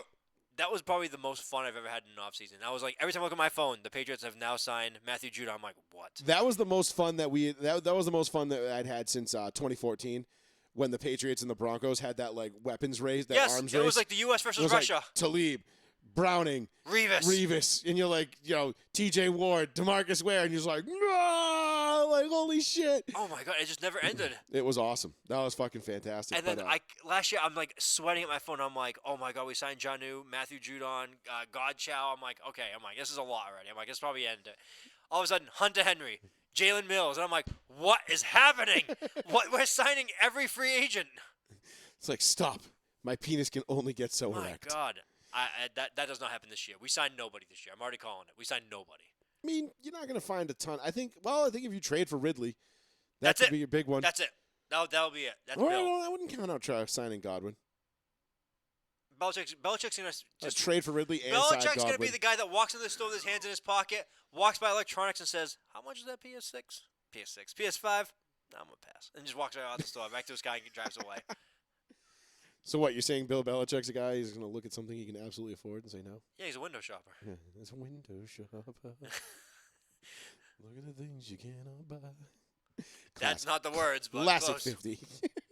All right, Sean. Till next week. Thank you, everybody, for joining us tonight. Love you guys. We'll see you next Tuesday night, 8:30 p.m. right here at Row 1 Seat 1. I am Adios. Joey Fats for Mr. Betancourt. Peace.